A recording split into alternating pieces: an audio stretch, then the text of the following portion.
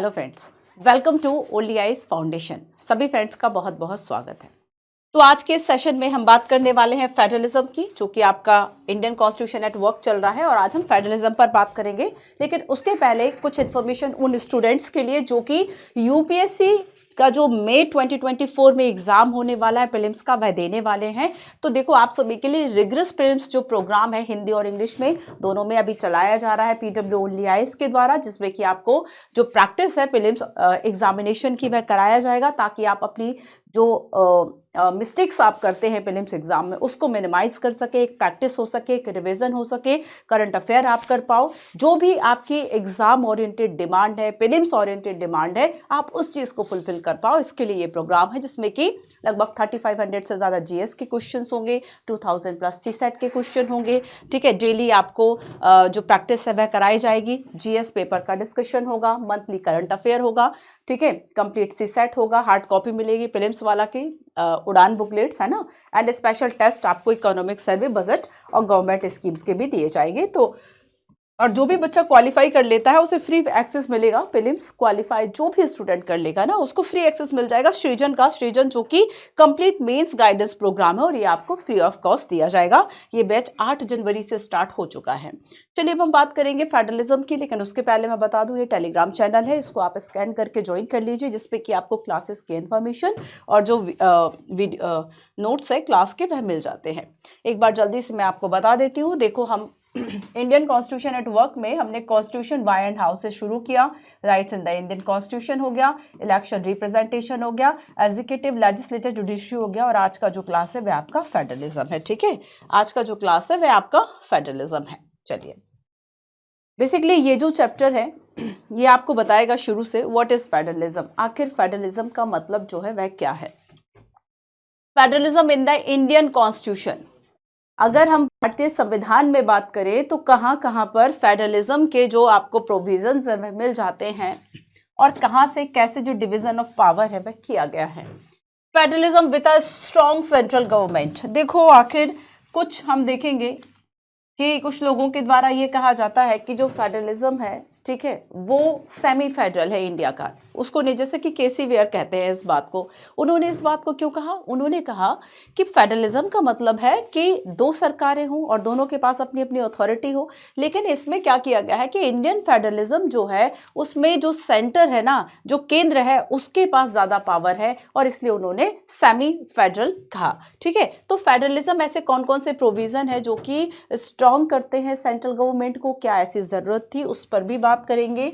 Next हम देखेंगे conflict in India's federal system, है ना, कि आखिर जो ये फेडरल सिस्टम है उसमें कन्फ्लिक्ट जो है वह कहाँ कहाँ किस किस पॉइंट पे हो जाते हैं, और जैसे कि सेंट्रल स्टेट रिलेशन क्या है, केंद्र और राज्यों के बीच के संबंध क्या है, उनके बीच में क्या क्या ऐसी प्रॉब्लम्स हैं जिसकी वजह से जो कन्फ्लिक्ट्स हैं वह होते हैं। ठीक है, डिमांड फॉर ऑटोनॉमी की जो स्टेट है वह ज़्यादा रेवेन्यू, ज़्यादा अथॉरिटी की डिमांड करते हैं, इवन सेपरेशन तक की बात करने लगते हैं। तो डिमांड फॉर ऑटोनॉमी क्या है? हमारे फेडरल सिस्टम के लिए एक चैलेंज है ना, कन्फ्लिक्ट है। Role of the governor and the president rule. ठीक है, इस बार यूपीएससी ने यहाँ से 2023 में क्वेश्चन पूछा कि रोल ऑफ द गवर्नर में देखेंगे सबसे ज्यादा कंट्रोवर्शियल जो एक आर्टिकल है, that is article 356, that is called presidential rule, है ना। तो देखेंगे कि आखिर ये क्या है, क्यों कंट्रोवर्सी रहा। डिमांड फॉर न्यू स्टेट्स, जैसे कि आप खालिस्तान की बात करेंगे, वो तो अलग राष्ट्र की ही मांग थी, या फिर आप देखेंगे बुंदेलखंड या आंध्रा से तेलंगाना का अलग हो जाना। तो ये सारी चीजें क्या है कि आखिर न्यू स्टेट की जो डिमांड है वह कैसे एक फेडरल के लिए एक चैलेंज की तरह काम करती है। एंड इंटर स्टेट कन्फ्लिक्ट्स, दो राज्यों के बीच में, जैसे कि मान लो महाराष्ट्र कर्नाटका के बीच में विवाद है ना, किसी भी दो स्टेट के बीच में विवाद के कई कारण हो सकते हैं, स्पेशली दो इसमें जो रीजन है वो हमें ज़्यादा समझ में आते हैं प्रेफरेंशियल बेसिस पर। जैसे कि फर्स्ट हम देखें जो कि एक बाउंड्री डिस्प्यूट होता है, जैसे कि बेलगांव डिस्प्यूट्स है। सेकेंड हम कह सकते हैं एक रिवर डिस्प्यूट्स हो सकता है। तो यहाँ पर ये इंटर स्टेट कॉन्फ्लिक्ट्स जो है वह भी डिमांड इसके लिए खतरा है। एंड स्पेशल प्रोविजंस की बात करेंगे, जैसे कि जम्मू कश्मीर के लिए पहले स्पेशल प्रोविजन था, आर्टिकल 357 था, बट अब उसको क्या किया गया, हटा दिया। New Jammu Kashmir reorganisation act आया जिसमें जम्मू कश्मीर का स्पेशल जो स्टेटस है वो हटा दिया, इसलिए हम जम्मू कश्मीर की चर्चा यहाँ नहीं करेंगे। हाँ, हम ये जरूर कह सकते हैं कि समटाइम्स क्या होता है, कुछ स्टेट्स को बेसिकली ज्यादा ऑटोनॉमी ऑटोनॉमी या प्रायोरिटी दी जाती है। आर्टिकल 371 की हम बात करेंगे, जैसे कि नागालैंड है या फिर मिजोरम है, इन्हें क्या ऐसे स्पेशल राइट्स और चीजें दी गई हैं जो कि इनके बेसिकली स्पेशल प्रोविजंस को दिखाती हैं। तो फेडरलिज्म में यहीं से शुरुआत करेंगे, व्हाट इज फेडरलिज्म। ठीक है, क्लियर है। तो ये 4 पॉइंट्स बेसिकली हमें पढ़ना है। अब देखो इंट्रोडक्शन देखते हैं। Look at the political map for next 2 pages. अच्छा देखो, हम यहाँ पर देखेंगे, एक तो 1947 का पॉलिटिकल मैप हम देखें और दूसरा हम मैप देखें 2017 का। चलो 2023 2024 है ना, अब तो आप न्यू ईयर में आ गए, 2024 का मैप देख लो। तो इसमें आप देखेंगे फ्रेंड्स कि आखिर इन दोनों मैप में जो मेन चेंज आपको दिखता है, दैट इज आप देखो एक 2 तरह के मैप होते हैं। एक होगा आपका जो फिजिकल मैप होता है जिसमें कि आप रिवर्स सिस्टम एंड बाकी सारी चीजों को देख पाते हैं, and other one is political map. Political map जिसमें आप देखेंगे स्टेट की जो बाउंड्रीज हैं, नेम और ये सारे कैपिटल नेम, ये सब दिया होता है। तो जब हम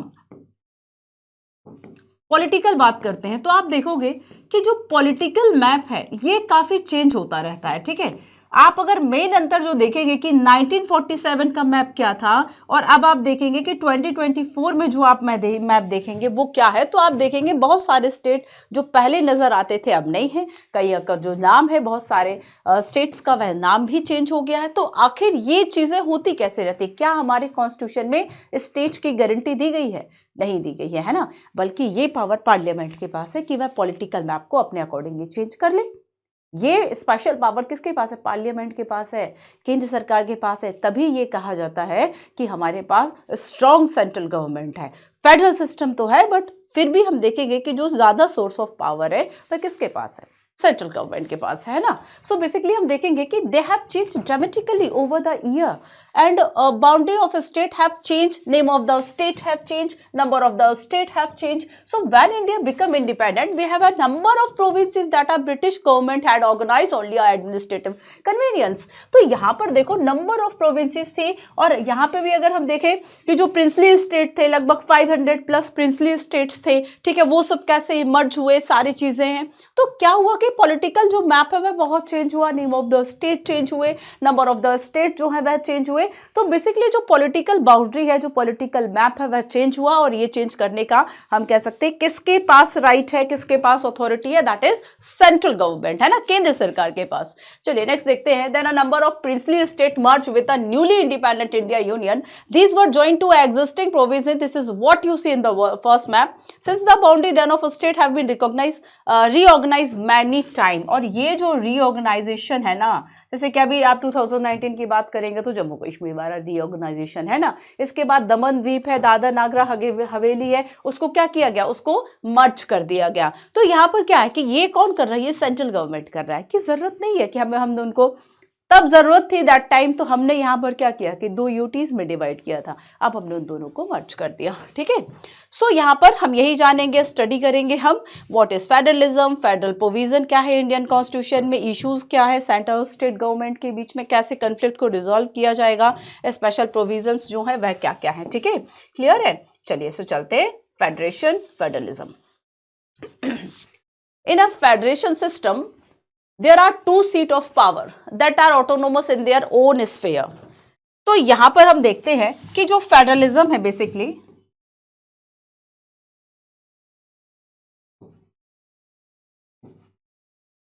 फेडरलिज्म संघवाद, क्या वर्ड आता है? फेडरलिज्म संघवाद। तो बेसिकली जो संघवाद है, संघवाद में क्या होगा कि बेसिकली कम से कम 2 सेट ऑफ गवर्नमेंट होगी, कम से कम 2 स्तरों पर सरकारों का होना तय होगा। ठीक है, कम से कम 2 स्तरों पर जो सरकारों का होना है वह तय होगा। जैसे कि हमने इसमें देखा कि 2 सीट ऑफ पावर होंगे, एंड 2 सीट्स ऑफ पावर के अलावा ये ऑटोनोमस होंगे, इनका अपना अपना जो क्षेत्र है वह जरूर होगा। ठीक है, इनका अपना अपना जो क्षेत्र है बेसिकली ये जरूर होगा, ऐसा इसमें कहा जाता है। सो एक हमने देखा, पहले हम 2 सेट ऑफ गवर्नमेंट की बात करते हैं कि मिनिमम 2 सेट ऑफ गवर्नमेंट यहां पर होगी, 2 सेट ऑफ गवर्नमेंट। ठीक है, जैसे कि हमारे यहाँ केंद्र सरकार है और राज्य सरकार है, तो पहले जो है वह 2 स्तर पर सरकारें हुआ करती थी, लेकिन अब हम देखेंगे 73, 74 जो कॉन्स्टिट्यूशन का अमेंडमेंट हुआ उसके बाद हम देखेंगे कि जो लोकल गवर्नेंस है ना, जो लोकल गवर्नेंस है उसको जब कॉन्स्टिट्यूशनल स्टेटस दिया गया तो उसके बाद हम त्रिस्तरीय सरकारों का होना पड़ते हैं। तो यहाँ पर 2 सेट ऑफ गवर्नमेंट है और 2 सेट ऑफ गवर्नमेंट की बात करेंगे कि इनके पास जो है अलग अलग पावर एंड ऑटोनॉमी होगी, अलग अलग पावर एंड जो ऑटोनॉमी है वह होगा, है ना, इनका अपना एक अलग ही ओन स्फीयर क्षेत्र होगा, अपना अलग क्षेत्र होगा। तो यहाँ पर मिनिमम संघवाद की जब हम बात करेंगे तो एक शब्द जो इसको परिभाषित करता है, more than 2 level of government, more than 2 level of government. ठीक है, ये संघवाद को एक से अधिक स्तर या फिर 2 से अधिक स्तरों पर सरकारों का होना, कम से कम एक से ज्यादा स्तर तो जरूर होंगे, ऐसा फेडरलिज्म में कहा जाता है। तो इंडिया ने फेडरलिज्म को अपनाया। देखो, तो इंडिया में फेडरलिज्म क्या है, क्या कॉन्स्टिट्यूशन प्रोविजंस हैं, किस तरीके से सेंटर मजबूत है, इन सभी बातों को समझने के पहले फेडरलिज्म के कुछ टाइप्स हो सकते हैं। जैसे कि अमेरिका में भी फेडरेशन है, इंडिया में लेकिन फेडरेशन की जगह यूनियन वर्ड इस्तेमाल किया गया है। तो बेसिकली फेडरलिज्म अगर दोनों कंट्रीज ने अपनाया है, फिर भी कुछ अंतर है। फॉर एग्जांपल हम देखेंगे there are 2 kind of federations. First होगा होल्डिंग टुगेदर और कमिंग टुगेदर।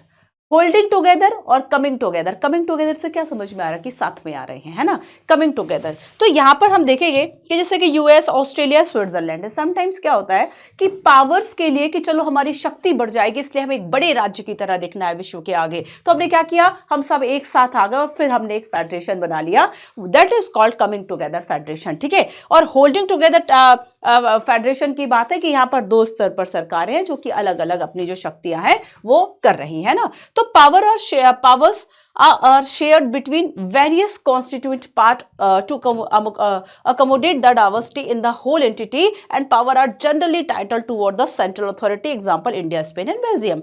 तो यहाँ पर क्या हो रहा है, होल्डिंग टुगेदर फेडरेशन की हम बात करेंगे तो यहाँ पर विविधता को समझते हुए, इसको अकोमोडेट करते हुए जो भी कॉन्स्टिट्यूएंट, जो भी यूनिट्स है, जो भी संवैधानिक इकाइयां हैं, उनके पास अलग अलग उनके पावर्स हैं। लेकिन यहाँ पर ऐसा कोई नतीजा नहीं है कि सब राज्य जो हैं या जो भी यूनिट्स थी वो सब एक साथ आ गए कि चलो चलो अब हम क्या बनाते हैं कि यूनियन बनाते हैं। तो यहां पर ये वाला कॉन्सेप्ट नहीं है, ये कॉन्सेप्ट है कमिंग टुगेदर में। कमिंग टुगेदर में क्या था कि एक बड़ी एंटिटी, बड़ी इकाई बनने के लिए सब एक साथ आ गए थे, जैसे कि अमेरिका में है, जैसे कि स्विट्जरलैंड में है। बट इंडिया, स्पेन, बेल्जियम की बात करेंगे तो हमारा जो काइंड ऑफ फेडरेशन है that is called holding together federation. ठीक है, सो देखो हमने देखा कि federal system is different from a unitary system in that sovereignty is constitutionally split between 2 territorial levels so that each level can independently of each other in some areas। यहाँ पे एक UPSC ने क्वेश्चन पूछा था कि क्या India में जो राज्य है, जो स्टेट है, क्या वो अपनी शक्तियों के लिए, हम देखेंगे कि जो सेंट्रल गवर्नमेंट है इसके अधीन है क्या? नहीं। अगर हम ये देखें कि जो यूनिटरी सिस्टम होता है, देखो यूनिटरी सिस्टम का मतलब ये होता है कि एक ही इसमें मजबूत सरकार है, बाकी जो यूनिट्स होंगे वो उसके अधीनस्थ होंगे, वो उसके नीचे लेवल पर होंगे, है ना।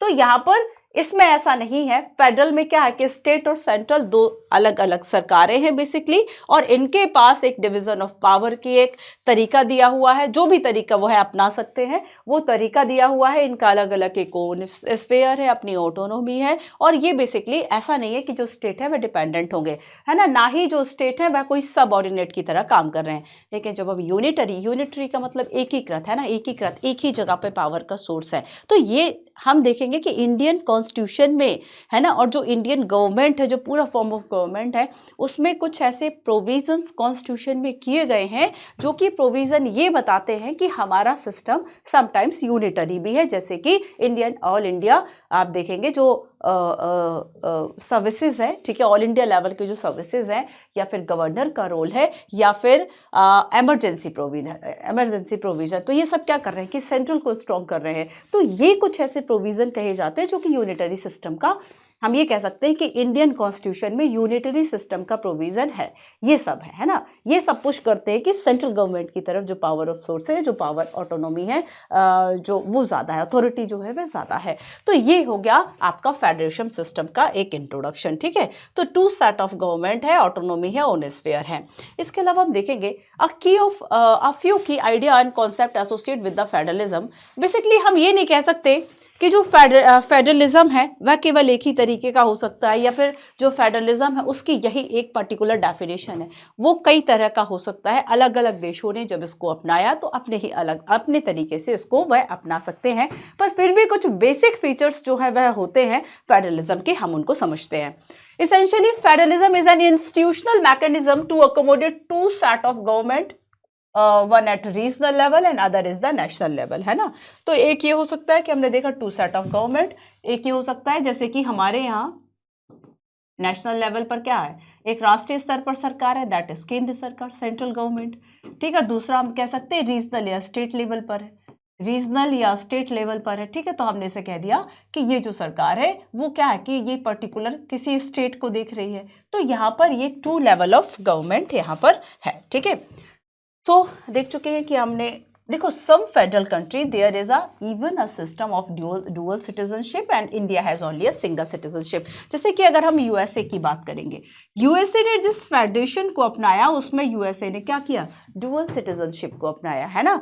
डुअल सिटीजनशिप, दोहरी नागरिकता को अपनाया। मतलब अगर कोई व्यक्ति जो है वह मैक्सिको का है या फिर न्यूयॉर्क का है या फिर किसी और या ब्राज़ील का है, तो वो ब्राज़ील का भी सिटीजन होगा, वहाँ का भी नागरिक होगा, और यूएसए की भी जो नागरिकता है वह भी उसको प्राप्त होगी। तो इसका मतलब क्या, उसके बाद अलग अलग सेट ऑफ राइट्स होंगे। बट इंडिया में इस चीज से बचने के लिए क्या किया, केवल सिंगल सिटीजनशिप। सिंगल सिटीजनशिप का सबसे बड़ा एग्जांपल ये है कि जब कोई एक व्यक्ति किसी दूसरे राज्य की या देश की नागरिकता को ग्रहण कर लेता है, अपने आप उसका इंडियन सिटीजनशिप वाला जो स्टेटस है चला जाता है, ठीक है। So the people like have two set of identity या loyalty, they belong the region well as. अच्छा एक बात देखो कि यहां पर हम देखेंगे डुअल सिटीजनशिप में क्या था कि वो मैक्सिको का भी था, वो यूएसए का भी था, ठीक है। Two set of identity. But हम इंडिया में कहें तो हमारी निष्ठाएं जो है वह दोहरी हो सकती है। निष्ठा इन सेंस कि आपकी निष्ठा किसी रीजनल पर जुड़ने की, किसी रीजन से जुड़ने की। जैसे कि आप कह रहे हैं नहीं मैं गुजराती हूँ, नहीं मैं बिहारी हूँ, नहीं मैं उड़ीसा का हूँ, नहीं मैं साउथ का हूँ, है ना।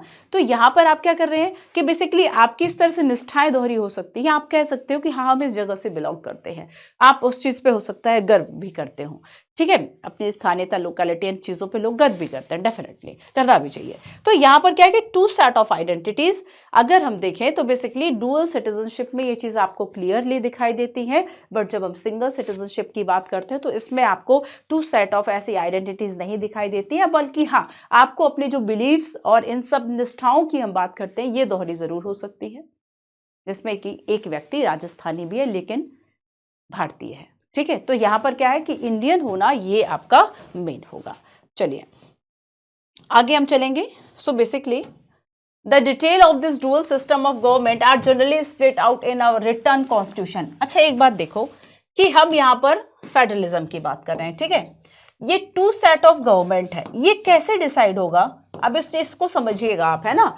हमने फेडरलिज्म का जो वर्ड है कि फेडरल शब्द का मतलब जो है वह क्या हो गया, लेकिन हमने फेडरल वर्ड की जगह पहले आर्टिकल देख लो। एक हमारा जो कॉन्स्टिट्यूशन शुरू हो रहा है तो आपको जो आर्टिकल 1 मिलेगा, आर्टिकल 1 क्या कहता है, India that is Bharat shall be a union of state. India that is Bharat shall be a union of state. Federal या फेडरेशन वर्ड यूज नहीं किया गया, shall be a union of states, ठीक है। राज्यों का संघ होगा, ये इसमें कहा गया। इंडिया जो कि भारत, दोनों ही नाम यूज किए गए, मॉडर्न नाम भी। आर्टिकल 1 क्या बताता है, आर्टिकल 1 दो बातों को बताता है, एक तो देश का नाम बताता है, दूसरा फॉर्म ऑफ एक टाइप ऑफ गवर्नमेंट बता दे रहा है कि ये यूनियन ऑफ स्टेट होगा। एक आपका जो स्ट्रक्चर है जिससे आपका देश चल रहा है वो बता दिया। तो आर्टिकल 1 आपको ये दो बातें जो है वो इस पे बता रहा है, ठीक है।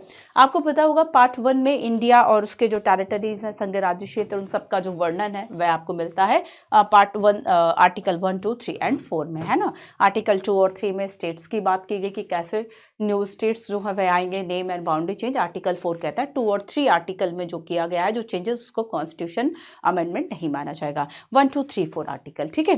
तो यहाँ पर देखो, अगर हम ये देखें, या ना तो यूनियन वर्ड को डिफाइन किया गया है ना, और संघीय शब्द की जब हम बात करते हैं, या फिर हम देखें कि इसको डिफाइन नहीं किया गया है कॉन्स्टिट्यूशन में, और फेडरल वर्ड की जगह हमने यूनियन वर्ड को यूज किया गया। हम इंग्लिश में कर लेते ना, हिंदी में तो संघ ही आ गया, फेडरल में भी संघ ही आ रहा है, एंड यूनियन के लिए भी हिंदी में संघ वर्ड यूज होगा। लेकिन हम आर्टिकल 1 की जब बात करेंगे तो हमने इसमें फेडरल नहीं बल्कि हमने यूनियन वर्ड को यूज किया है। ध्यान रखना, यूनियन वर्ड को यूज नहीं किया, फेडरल वर्ड को जैसे कि यूएसए ने यूज किया, हमने नहीं किया। तो यहाँ पर क्या है, यूनियन ऑफ गवर्नमेंट है ना, यूनियन ऑफ गवर्नमेंट। तो आर्टिकल 1 जो है वो क्या बताता है, आर्टिकल जो 1 है वह क्या बताता है, यहां से भी क्वेश्चन यूपीएससी पूछ लेता है, ठीक है। तो ये आर्टिकल 1 हो गया। अब देखो, अगर हमें ये देखना है, अब इस बात को समझना, सबसे पहली बात हो गई कि एक टू सेट ऑफ गवर्नमेंट, लेकिन ये टू सेट ऑफ गवर्नमेंट कैसे एग्जिस्ट कर पाएगी, कैसे इसका एग्जिस्टेंस रह पाएगा, आखिर इसके लिए जो है वह क्या होगा। हम कह रहे हैं कि चलो इनके जो पावर्स है वह भी अलग अलग होंगे, इनका ओन स्फीयर होगा, है ना, इनके जो पावर्स हैं वह भी अलग होंगे। पर ये कैसे अलग होंगे, ये ऐसे अलग होंगे कि आप इसको लिख लें, रिटन कॉन्स्टिट्यूशन। इसलिए कहा जाता है, यूपीएससी ने क्वेश्चन पूछा कि फेडरल के लिए या के स्ट्रक्चर के लिए क्या जरूरी है, तो एक रिटन कॉन्स्टिट्यूशन की पावर्स को अगर रिटन कॉन्स्टिट्यूशन में लिख दिया गया है कि ये जो है वह स्टेट के पावर है, ये जो है वह सेंट्रल गवर्नमेंट के पावर है, तब आसानी हो जाती है, ठीक है। तो एक रिटन कॉन्स्टिट्यूशन का होना फेडरल व्यवस्था को चलाने के लिए काफी जरूरी हो जाता है। और बेसिकली ये जो रिटन कॉन्स्टिट्यूशन होगा ये सोर्स ऑफ द पावर होगा of both set of government. Next हम देखेंगे, ऐसा तो कहीं पॉसिबल नहीं है किसी भी फॉर्म ऑफ गवर्नमेंट में कि कंफ्लिक्ट ना हो। अब अगली इसमें बात आती है, ठीक है, कि चलो यहां तक हम आ गए कि टू सेट ऑफ गवर्नमेंट होगी, ऑटोनॉमी होगी, ओन पावर होगा, एंड उस पावर की अगर हम सोर्स की बात करें रिटन कॉन्स्टिट्यूशन होगा। बट इस बात की गारंटी तो कोई नहीं दे सकता ना कि जो कन्फ्लिक्ट्स हैं वह नहीं होंगे। कन्फ्लिक्ट्स तो जरूर होंगे ना, विवाद तो जरूर होंगे, कॉन्ट्रोवर्सी जरूर होंगी। अब इस विवाद को सुलझाया कैसे जाएगा आखिर। तो फेडरल गवर्नमेंट, अगर आपको फेडरल स्ट्रक्चर अगर आपने अपनाया है तो याद रखना कि सेंटर एंड स्टेट जो है इसके बीच में किसी तरह का कोई डिस्प्यूट होता है तो इसके लिए हमारे पास एक इंडिपेंडेंट जुडिशरी है वह होनी चाहिए टू सेटल डिस्प्यूट्स।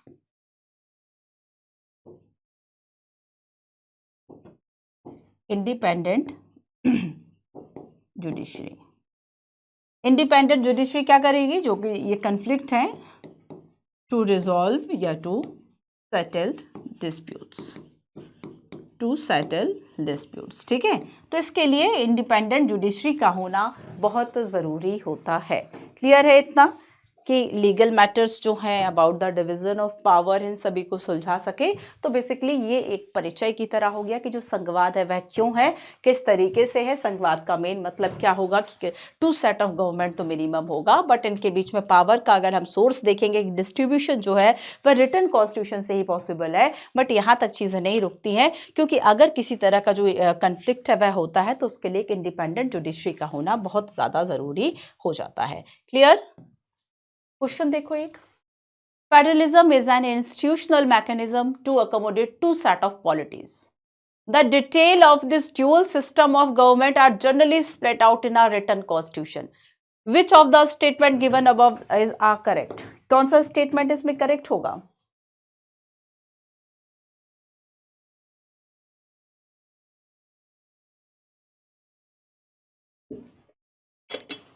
कौन सा स्टेटमेंट इसमें करेक्ट होगा?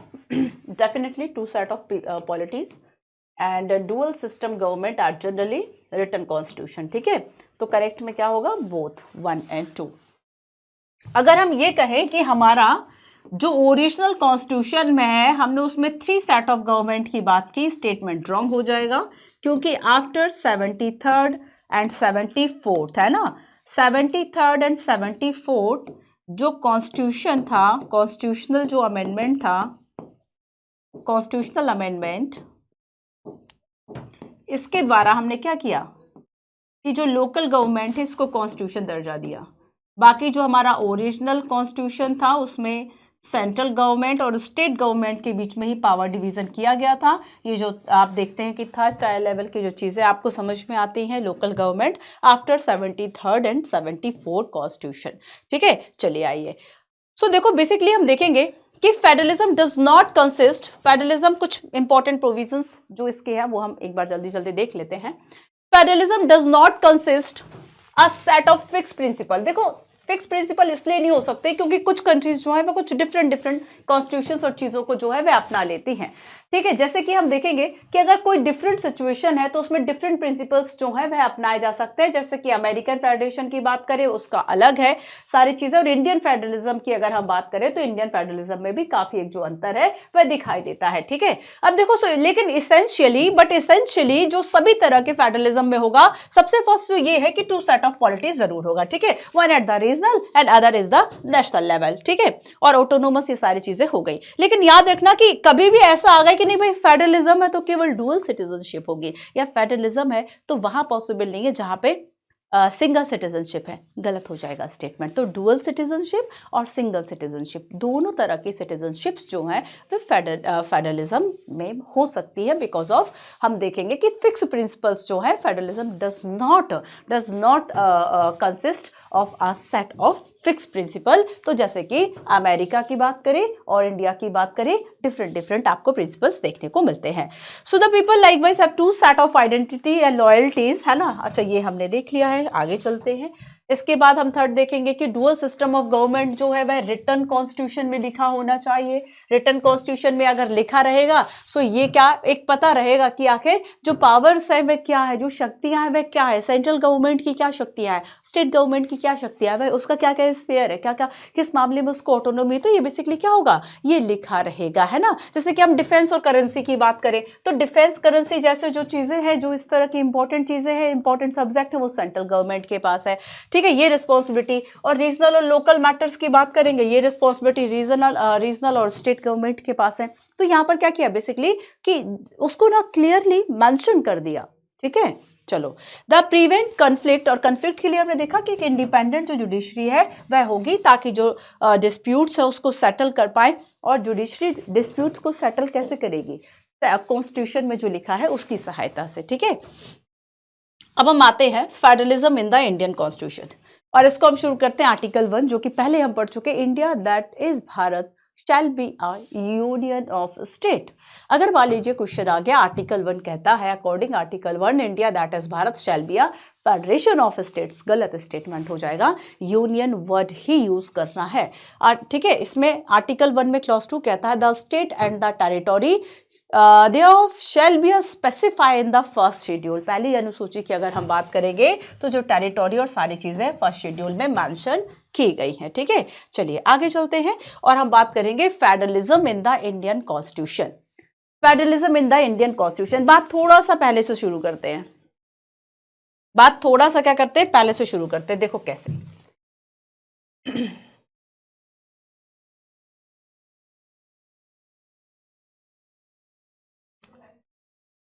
देखो मुद्दा कभी भी ये नहीं रहा कि क्या हमें जो फेडरलिज्म है उसको अपनाना है नहीं अपनाना, मुद्दा इस बात का नहीं था। ठीक है, मुद्दा इस बात का नहीं था। क्यों, ये तो पता था कि हाँ हमें ये करना है, कैसे करना है, मुद्दा इस बात का था। ठीक है, जैसे कि आप सोचते हैं कि भाई मुझे जो है भाई यूपीएससी करना है, एक तो वो स्टूडेंट हो सकता है कि भाई करना है नहीं करना है, उसके बीच में उसी डिलेमा में जो है वह झूल रहा है। दूसरा है पता तो है मुझे करना है पर कैसे करना है, ये ज्यादा इंपॉर्टेंट है ना। तो वो कैसे पे फोकस कर रहा है, उसके लिए वो तो इशू नहीं है कि यूपीएससी की प्रिपरेशन करनी है नहीं करनी है। तो यहां पर जो हमारे कॉन्स्टिट्यूशन मेकर थे, देखो शुरुआत हम करें कि हमने फेडरलिज्म को कैसे अपनाया, तो शुरुआत हम संविधान सभा से ही तो करेंगे। जो हमारी कॉन्स्टिट्यूशनल जो हमारी कॉन्स्टिट्यूएंट असेंबली थी, संविधान सभा थी, जो कॉन्स्टिट्यूशन मेकर थे, आखिर उन्होंने क्यों इस सिस्टम को अपनाया। वो जानते थे कि इंडिया जो है वह एक डाइवर्स कल्चर है और उसको अकोमोडेट करने के लिए, सबको एक साथ लाने के लिए बहुत जरूरी है, सबका रिप्रेजेंटेशन हो, इसके लिए बहुत जरूरी क्या है कि कम से कम टू सेट ऑफ गवर्नमेंट तो हो। एक पॉइंट ऐसा ना हो कि बस पास केवल ब्रिटिशर्स की तरह क्या हो रहा है, एक जगह से सब जगह पर जो चीजें हैं वह कंट्रोल की जा रही, बहुत ही ज्यादा सेंट्रलाइज जो है वह मॉडल नहीं बनाना चाहते थे, वो इस बात पर कंफर्म थे. So even before independence most leader of our national movement were aware that the govern a large country like ours it would be necessary to divide the power between the provinces and central government.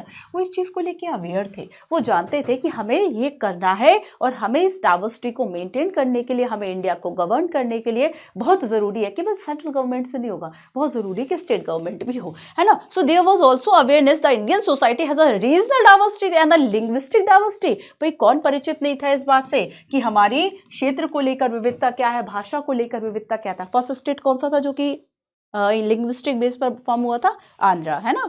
So this diversity needed recognition. People of different region and language had to share power in each region. People of the region should govern themselves. This was only logical if we wanted our democratic government. तो यहाँ पर क्या है कि power of division बहुत जरूरी था कि अगर डिफरेंट लोग हैं तो वो अपने क्षेत्र को बेसिकली चला पाए, उनका रिप्रेजेंटेशन हो. इसके लिए हमें क्या करना है, इसके लिए हमें इंडियन कॉन्स्टिट्यूशन जो है, इंडियन कॉन्स्टिट्यूशन में हमें बेसिकली जो डिवाइड है powers, to divide the power of between central and, मतलब at least two set of government जो है वह होना चाहिए, ठीक है. और इसलिए देखो, इसलिए उन्होंने क्या किया, इसलिए उन्होंने कॉन्स्टिट्यूशन में कुछ बातों को मेंशन कर दिया, जैसे कि आर्टिकल 1 जो इसको बताता है. तो यहां पर हम देखेंगे सबसे फर्स्ट कि देखो जो कॉन्स्टिट्यूएंट असेंबली थी,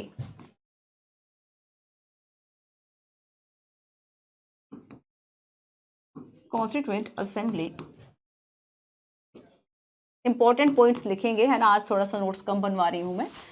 कॉन्स्टिट्यूएंट असेंबली की अगर हम बात करेंगे तो बेसिकली इसको डिवाइन, मतलब कॉन्स्टिट्यूएंट असेंबली ने एक ऐसा फ्रेम बनाया कि गवर्नमेंट जो है यूनिटी एंड कॉपरेशन जो है वह बना रहे, है ना. एक ऐसा फ्रेम बनाया, फ्रेमवर्क बनाया कि जो गवर्नमेंट है, ठीक है, गवर्नमेंट के बीच में यूनिटी, ठीक है, यूनिटी एंड जो कॉपरेशन है, एकता और जो समन्वय है, बेसिकली ये दोनों चीजें जो है वे सभी सरकारों के बीच में बेसिकली बने रहे. तो इस प्रिंसिपल पर बेस था. और यहां पर क्या किया कि separate power to the states, है ना. तो गवर्नमेंट में बेसिकली अगर हम सेंट्रल गवर्नमेंट की बात करें, स्टेट गवर्नमेंट की बात करें, तो स्टेट को बेसिकली जो सेपरेट पावर्स हैं वह दिए गए, जो सेपरेट पावर्स हैं वह दिए गए, बट फिर भी प्रिंसिपल्स कुछ ऐसे बना लिए गए कि यूनिटी एंड कॉपरेशन जो है बेसिकली वह हमारे बीच में बना रहे, ठीक है. So basically the most important feature of a federal system adopted by the Indian constitution is the principle that the relation between the state and centre would be based on the cooperation. तो हमने क्या किया basically कि state और central government के बीच में corporation बना रहे, इसको लेकर कुछ बेसिकली हमारे द्वारा जो प्रिंसिपल्स हैं वह अपनाए गए, ठीक है. सो देखो बेसिकली फर्स्ट आता है division of power. Division of power को पढ़ाने के पहले जरा इस क्वेश्चन को देखो, what are the main feature characteristics of Indian federalism. आपको बताना है कि जो करेक्ट स्टेटमेंट है वह आखिर कौन सा है.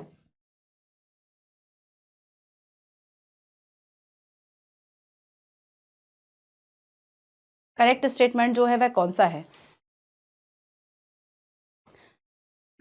फर्स्ट है dual government पॉलिटीज, division of power between various level, rigidity of the constitution, independent judiciary and bicameralism. क्या होगा अगर क्या क्या डुअल गवर्नमेंट है, ठीक है, डिवीजन ऑफ पावर है, बिल्कुल सही, रिजिडिटी ऑफ द कॉन्स्टिट्यूशन. देखो रिजिडिटी ऑफ द कॉन्स्टिट्यूशन कैसे आखिर फेडरल गवर्नमेंट का एक प्रोविजन है, मैं बताती हूँ. देखो जब कॉन्स्टिट्यूशन में, अब देखना कॉन्स्टिट्यूशन में क्या लिखा गया है, कॉन्स्टिट्यूशन में लिखा गया है कि स्टेट और जो सेंट्रल गवर्नमेंट है उसकी पावर क्या होगा, ठीक है, उसकी जो पावर्स है वह क्या होगा. अगर देखो इसको रिजिड नहीं बनाया जाता, इसको बहुत ही ज्यादा फ्लेक्सिबल अगर कर दिया जाता, और ये जो फ्लेक्सिबिलिटी है वह कुछ ऐसी होती कि सेंट्रल गवर्नमेंट जो है वह जब चाहे तब सारे पावर्स को अपने पास कर लेती है स्टेट का, तो ये तो गलत हो जाता ना. इसके लिए अगर रिजिडिटी है कॉन्स्टिट्यूशन की तो वो भी फेडरेशन का, फेडरलिज्म जो है उसका एक प्रोविजन है. इंडिपेंडेंट जुडिशरी जो है वह हमने देख लिया क्यों चाहिए, ताकि जो डिस्प्यूट्स है सेंट्रल और स्टेट के बीच में उसको सेटल किया जाए. बाइकैमरल बाइकैमरलिज्म है, डेफिनेटली बाइकैमरलिज्म क्या है, वैसे तो पार्लियामेंट्री सिस्टम की जब हम बात करेंगे तब हम बाइकैमरलिज्म को पढ़ते हैं, बट यहाँ पर भी हम देखेंगे कि जो द्विसदनीय व्यवस्था है, ठीक है, वो चलाई गई ताकि रिप्रेजेंटेशन जो है वह ज्यादा से ज्यादा हो। तो यहाँ पर आंसर क्या होगा, option number D, 1, 2, 3, 4 and 5। Next question is statement about federalism in the Indian Constitution. The Constituent Assembly decided to frame a government that would be based on the principles of unity and cooperation between the center and the state and its separate power to the state.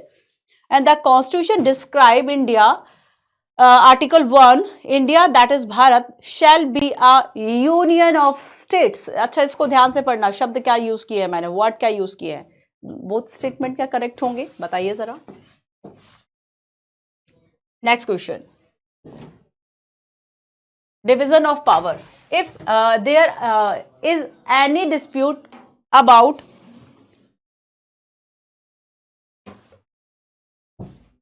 which power come under the control of union and which under the state,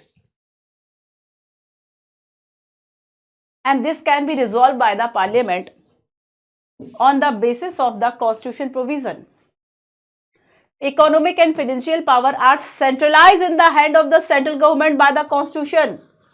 क्या division of power में भी जब हम देखते हैं कि अगर financial हम बात करें तो फाइनेंशियल और इकोनॉमिक जो पावर है वो सेंट्रलाइज है क्या, हाथ में, डेफिनेटली है ना। सो ये दोनों ही स्टेटमेंट क्या है, करेक्ट है। ठीक है, चलो अब हम कुछ डिवीजन ऑफ पावर में बात करते हैं। और अच्छा, इसके पहले एक क्वेश्चन देखो, 2017 में यूपीएससी ने ये क्वेश्चन पूछा है which one of the following is not a feature of Indian federalism.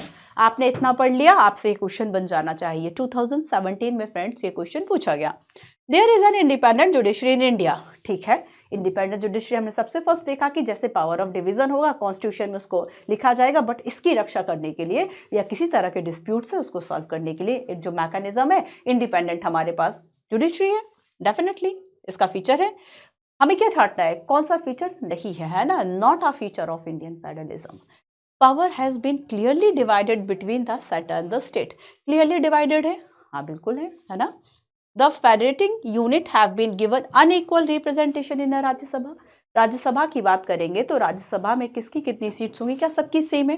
जैसे कि अगर हम यूएसए की बात करेंगे तो वहां पे सबकी सेम है कि सबको 2 सीट दी गई, ठीक है। लेकिन यहाँ पर ऐसा नहीं है, तो हमारे अनइक्वल रिप्रेजेंटेशन है राज्यसभा में, definitely it is result on an agreement among the. अब देखो हमने क्या पढ़ा था स्टार्टिंग में, फेडरलिज्म और फेडरलिज्म के, देखो ये क्वेश्चन बन रहा है आपसे, ध्यान से सुनो, ये क्वेश्चन बच्चों आपसे बन रहा है। क्यों, हमने स्टार्टिंग में क्या बात की, फेडरलिज्म के 2 टाइप्स है ना, एक तो होल्डिंग टुगेदर, दूसरा कमिंग टुगेदर। कमिंग टुगेदर वाली बात में ये थी कि एक अरेंजमेंट, एक एग्रीमेंट जो है बेसिकली वह फेडरेटिंग जो यूनिट्स है उनके बीच में हो जाता है, वे सब एक साथ आ जाते हैं। इंडिया में ऐसा नहीं, इंडिया में क्या होल्डिंग टुगेदर जिसमें कि डिवीजन ऑफ पावर पर वह बेस्ड है। तो याद रखना कि ऑप्शन नंबर डी जो है ये इसका आंसर होगा, बिकॉज ऑफ ये पूछा है not a feature of Indian federalism. समझ में आया, 2017 का क्वेश्चन है, आराम से बन जाएगा आपसे ये क्वेश्चन। बन रहा है प्रश्न, देखो जब क्वेश्चन बनने लगे तो समझो सोर्स सही है आपके पढ़ने का, है ना, हमने सही जगह से पढ़ा है। चलिए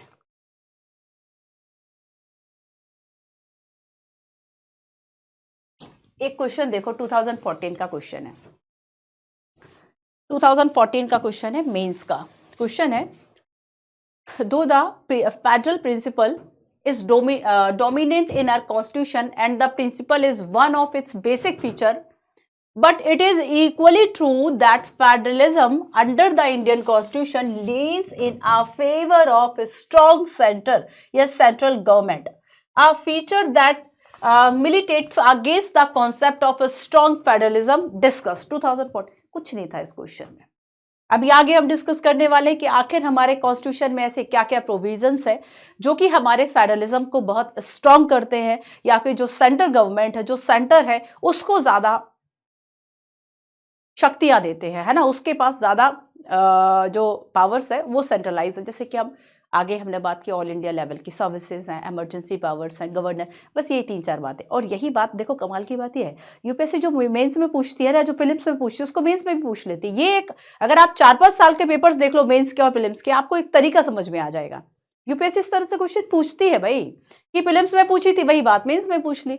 अब देखो प्रीलिम्स में क्वेश्चन पूछा था कि कौन कौन से फेडरलिज्म के जो है वह प्रोविजंस हैं, तो उसमें भी कुछ ऐसी ही बातें की गई थी, या फिर ऐसी कौन सी 4 प्रोविजन दे दिए, उसमें लिख दिया कि इसमें से ऐसे कौन से प्रोविजन है जो सेंट्रल गवर्नमेंट को ज्यादा पावर अथॉरिटी देते हैं। वही प्रीलिम्स में पूछा, वही बाद में मेंस में पूछ लिया। पीवाईक्यूज का इंपॉर्टेंस है, मैं क्यों अपनी हर क्लास में पीवाईक्यूज रखती हूँ, इसी वजह से कि जब आप पढ़ो उस टॉपिक को तो ऐसा ना हो कि आपने अगर यहाँ पे 1 घंटे समय दिया, या फिर चलो स्किप कर करके भी देखा मान लेते हैं, तब भी आपने क्या देखा, अगर पीवाईक्यू देखा और आपने ये पता चल रहा है कि भाई क्लास में फेडरलिज्म का जो कॉन्सेप्ट है वह चल रहा है, तब आपने क्या किया कि उसको बहुत आपके दिमाग में एक तरह से फिट हो गया कि चलो इस तरीके से जो क्वेश्चंस हैं वह यहाँ से फ्रेम हो सकते हैं। ठीक है, चलिए सो आओ इसको हम पढ़ेंगे, लेकिन उसके पहले हम बात करेंगे कि जो डिवीजन ऑफ पावर है वो हमारे कॉन्स्टिट्यूशन में कैसे दिया गया है। ठीक है, डिवीजन ऑफ पावर हमने देखा कि इंडियन कॉन्स्टिट्यूशन में 2 बेसिकली गवर्नमेंट है, एक पूरे नेशन के लिए that is called central government, और स्टेट के लिए that is called state government. हाँ, लोकल के लिए भी लोकल गवर्नमेंट है ना, लोकल के लिए भी local government after 73rd and 74th constitution amendment. तो यहां पर देखो कि बेसिकली कि ये जो डिवीजन ऑफ पावर है, 2 सेट ऑफ गवर्नमेंट,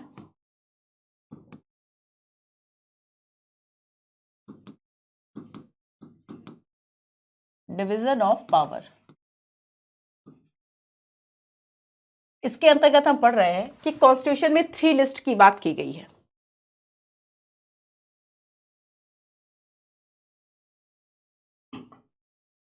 गर्म पानी पी पी के क्लास लेनी पड़ रही है, पीछे कारण है, इसलिए बता रही हूँ कि पिछले समय आपकी क्लास नहीं हुई।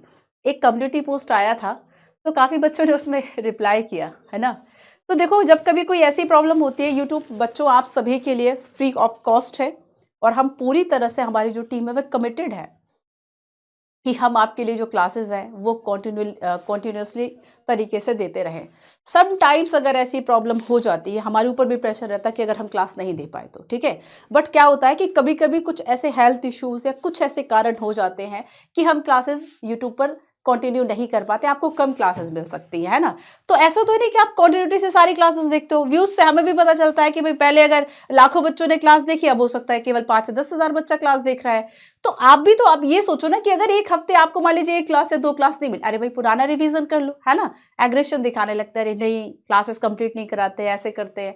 तो आप थोड़ा सा पेशेंस रखिए बच्चों, जो आपसे कमिटमेंट की गई है, आपको जो कंप्लीट करा रहे कि हमने कमिटमेंट ली है कि हम यहाँ ये सारी चीजें फाउंडेशन पे कंप्लीट कराएंगे। पॉलिटी वैसे भी हमारा कंप्लीट होने वाला है, ठीक है। 12th की एक बुक हो गई है, ये 11th की ये हो गई है। काफी बच्चों के इस पे मैसेज आ रहा है कि लक्ष्मीकांत शुरू करें, काफी बच्चों के ज्योग्राफी को रेज्यूम करने के लिए मैसेज है। आप सभी के मैसेजेस हम तक मिलते हैं, हम सभी मैसेजेस पढ़ते हैं, टीचर्स भी पढ़ते हैं, मैनेजमेंट जो यूट्यूब की टीम है वो सब पढ़ती है बच्चों। आपकी वो सारी जो चीजें हैं वो फुलफिल होंगी, ठीक है, समय दीजिए थोड़ा सा। हाँ, तो मैं इसलिए बता रही थी क्योंकि अभी इतना ज्यादा कोल्ड एंड अगर गला ही काम नहीं करेगा, हम बोल ही नहीं पाएंगे तो कैसे क्लास रिकॉर्ड करेंगे। तो इसलिए आपको लास्ट वीक जो क्लासेस है, नंबर ऑफ क्लासेस मेरी कम मिली होंगी, है ना। तो आगे हम कोशिश करेंगे कि आपको नंबर ऑफ क्लासेस जो है वह ज्यादा दी जाए, ठीक है। परेशान नहीं होना है। कभी अगर क्लासेस नहीं होती है तो शांति से चुपचाप रिवीजन कर लो, पिछला रिवीजन कर लो, कि बिना रिवीजन के वैसे भी आगे बढ़ते जाओगे, पीछे सब खाली होता जाएगा। तो रिवीजन कर लिया करो, उस समय खुश होना चाहिए, चलो आज क्लास नहीं आई तो पिछला रिवीजन कर लेता हूँ, ठीक है, तसल्ली रख लिया करो थोड़ी सी। चलो आगे चलते हैं। तो देखो constitution of India, constitution of India में हम देखेंगे कि 3 लिस्ट में बेसिकली डिवीजन ऑफ पावर किया गया है। 3 लिस्ट देखो क्या है, और ये लिस्ट सिस्टम आखिर है क्या, कहाँ से लिया हमने, ये आप मुझे बताएंगे। एक तो है union list, that is called संघ सूची, ठीक है। एक तो स्टेट लिस्ट, राज्य सूची, स्टेट लिस्ट, राज्य सूची, और थर्ड है कॉनकरेंट लिस्ट।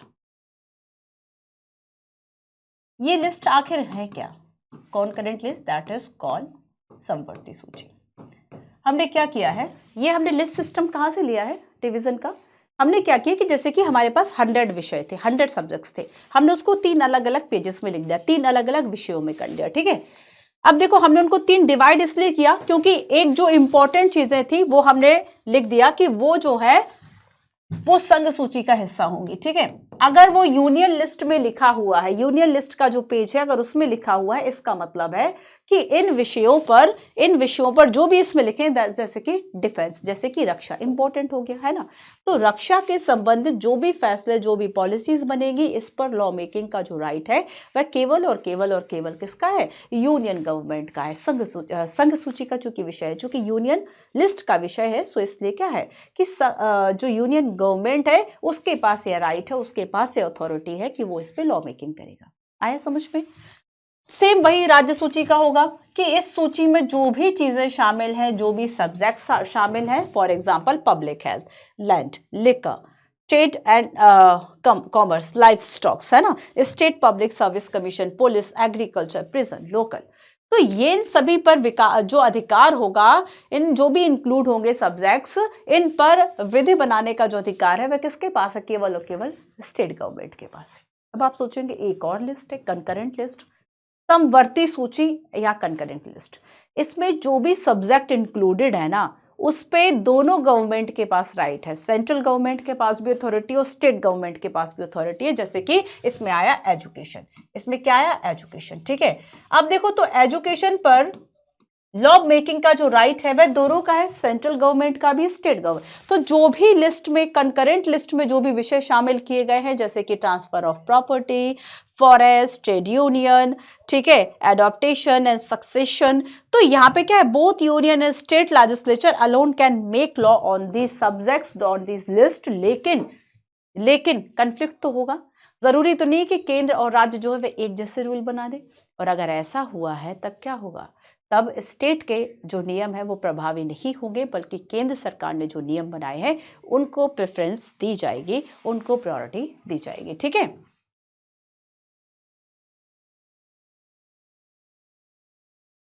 तो यूनियन लिस्ट में अब देखो क्वेश्चन कैसे आते हैं,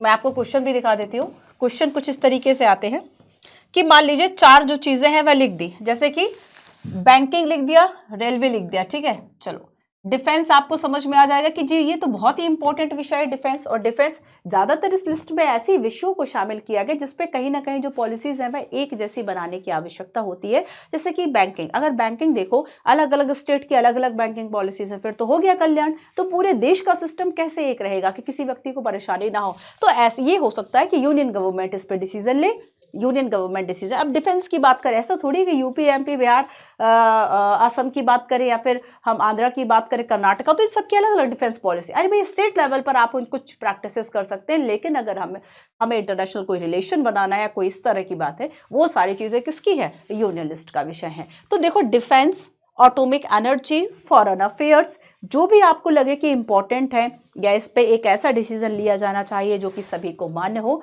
तब हमें ज़रूरत हो जाती है कि हमारे पास इन विषयों पे, इन सब्जेक्ट पे डिसीजन लेने के लिए एक नेशनल गवर्नमेंट हो, है ना। नेशनल गवर्नमेंट होगी तो वो जब डिसीजन लेगी, वो कैसा डिसीजन लेगी कि वो सब मान लेंगे, और एक तरह से एक ऐसा डिसीजन होगा जो इंडिया में एटलीस्ट ऐसा होगा कि यूनिवर्सल होगा, चलो कि सभी स्टेट जो है इसको फॉलो कर रहे हैं। ठीक है, वॉर एंड पीस की बात करें तो अब ये कोई स्टेट नहीं कर सकता कि नहीं पाकिस्तान के साथ दोस्ती कर लेते हैं, है ना, ये कोई स्टेट नहीं कर सकता। यहाँ पर वॉर एंड पीस को लेकर अगर कोई बात होगी, ये किसके अंतर्गत आएगा? ये किसके अंतर्गत आएगा? यूनियन गवर्नमेंट के, है ना। बैंकिंग, रेलवे इंपॉर्टेंट है, तो चाहे बैंकिंग हो चाहे रेलवे हो, तो ज़रूरत हमें पड़ जाती है, चाहे पोस्ट हो, टेलीग्राम हो, एयरवेज हो।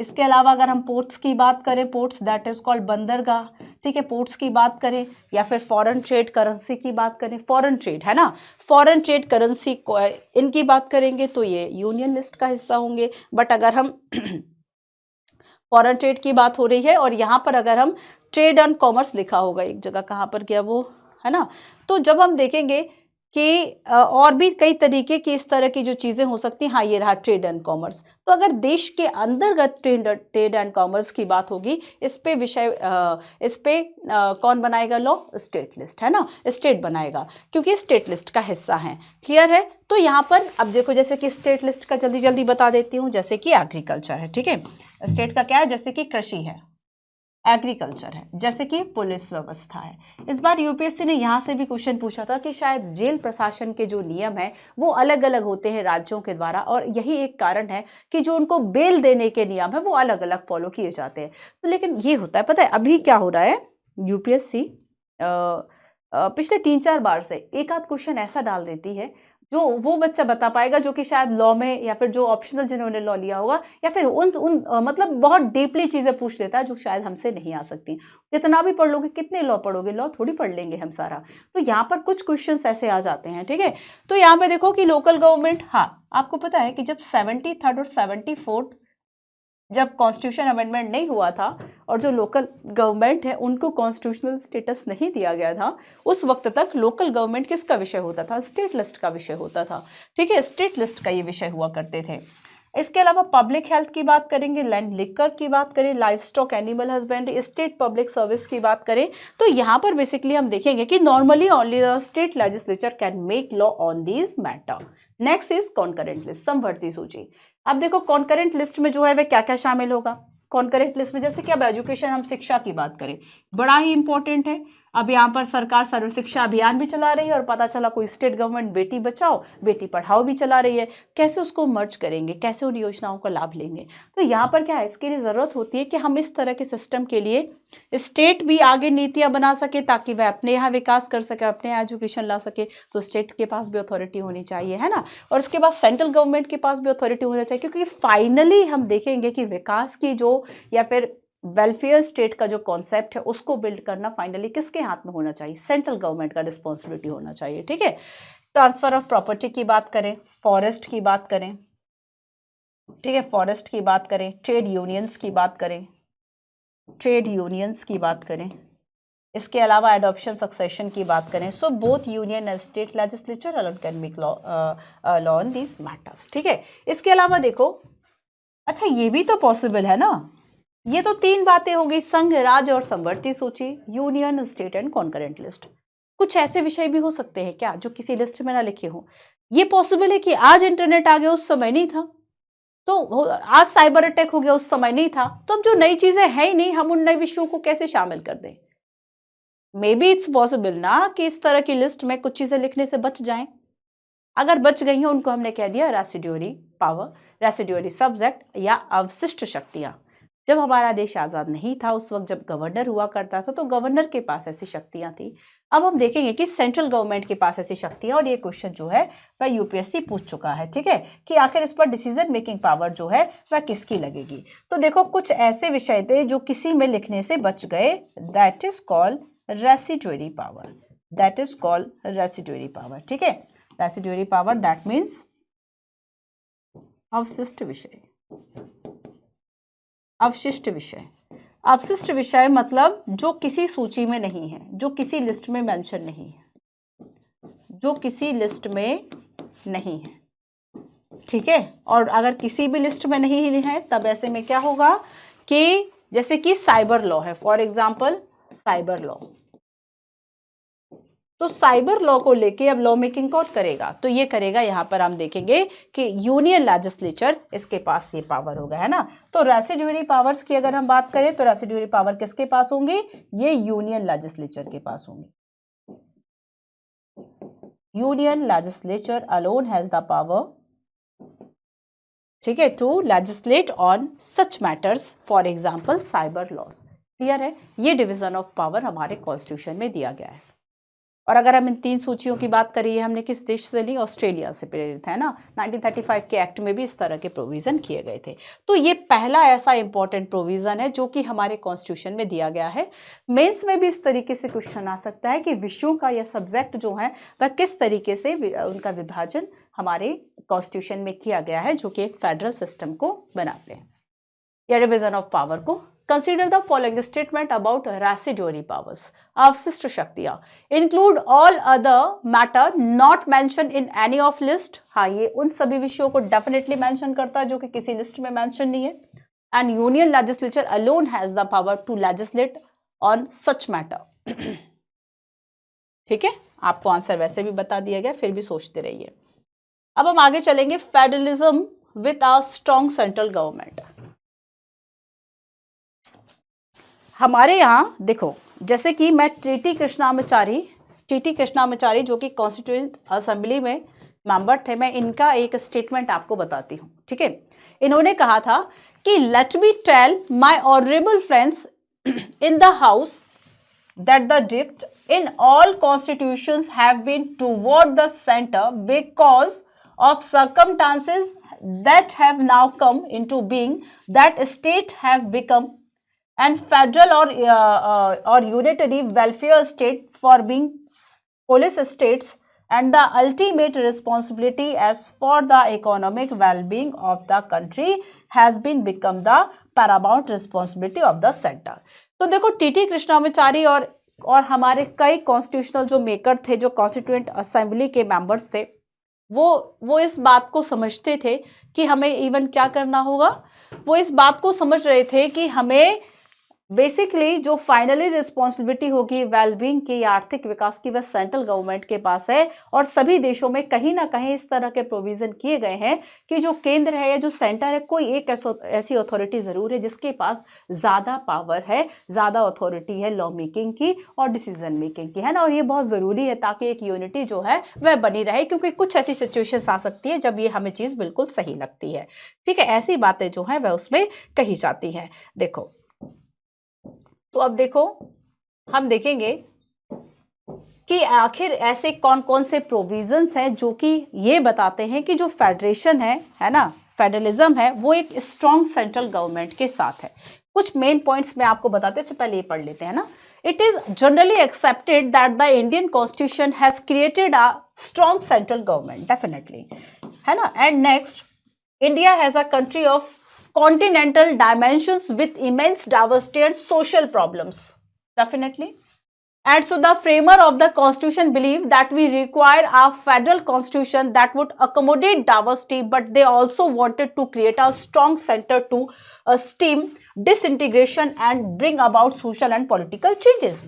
वो इस बात को जान, डिवीजन ऑफ पावर करना है, फेडरलिज्म अपनाना है, ये बात सही है, लेकिन उसके अलावा चूंकि हम डिसइंटीग्रेशन से बच सके, क्योंकि देखो शुरुआत में जब देश का पार्टीशन हो गया था धर्म के नाम पे, रिलीजन के नाम पे, उसके बाद अगर हम और भी ज्यादा स्टेट को अथॉरिटीज देते, और भी ज्यादा रीजनल जो गवर्नमेंट थी उसको अथॉरिटी देते, या हम प्रोविंसेस को ऐसे ही छोड़ देते जो कि 550 से ज्यादा थी, 550 के आसपास थी, तब ऐसे में क्या होता, क्या इंटीग्रेटेड इंडिया जो आज हम देख रहे हैं वो हमारे सामने होता, नहीं होता। तो यहां पर वो इस बात को लेकर अवेयर थे कि बेसिकली जो प्रॉब्लम्स है वह कुछ ऐसी हो सकती हैं जिससे निपटने के लिए सेंट्रल गवर्नमेंट को ज्यादा अथॉरिटी, ज्यादा पावर देना चाहिए। So create a strong centre ताकि डिसइंटीग्रेशन से बचा जा सके, है ना। And it was necessary for the centre to have such power because India at the time of independence was only divided into provinces created by Britishers, and but they were 500 plus more than 500 princely states हुआ करते थे, which has to integrate into existing state और new state and had to be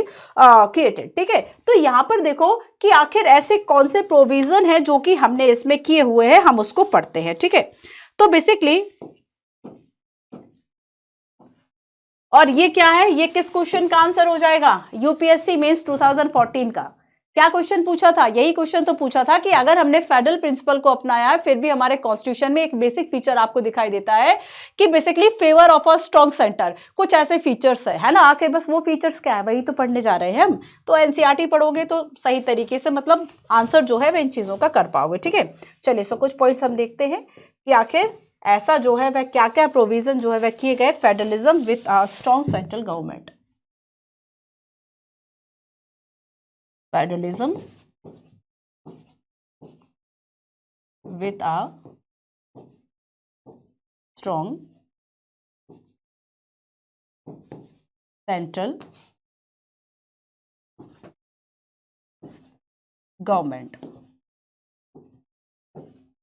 ठीक है। अब देखो, इस पे हम देखेंगे कि फर्स्ट पॉइंट क्या होगा।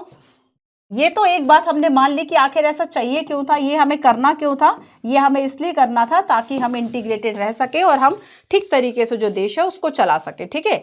सो बेसिकली एक जो कॉपरेशन है वह बन सके, इनइक्वालिटीज कम कर सके, इसलिए हमें एक स्ट्रॉन्ग सेंटर, ये बात तो आप सभी भी मानते हैं ना कि हमें एक मजबूत केंद्र की जरूरत तो है, डेफिनेटली है ना। केंद्र सरकार मजबूत होती है तो देश जो है वह ठीक से चल जाता है। आगे हम देखेंगे बेसिकली कि देखो जैसे कि फर्स्ट हम इसमें देखेंगे कि जो स्टेट है, हमने क्या जाना था इसके पहले, पॉलिटिकल मैप की बात की थी ना, कि जो पॉलिटिकल मैप है ये चेंज कौन कर सकता है? पॉलिटिकल मैप को पार्लियामेंट की इच्छा पर रखा गया है। पार्लियामेंट या जो हमारी सेंट्रल गवर्नमेंट है, ठीक है, ये जो है वह पॉलिटिकल मैप को चेंज कर सकता है अपनी इच्छा के अनुसार। सो basically the very existence of a state including it's territorial integrity is in the hand of parliament, है ना।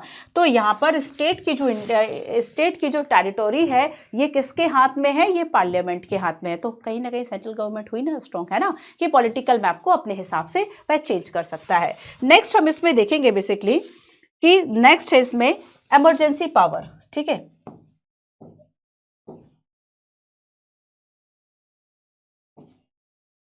आपातकालीन शक्तियां। इमरजेंसी पावर में क्या होता है? केंद्र के पास ज्यादा जो शक्तियां हैं वह हो जाती है ना।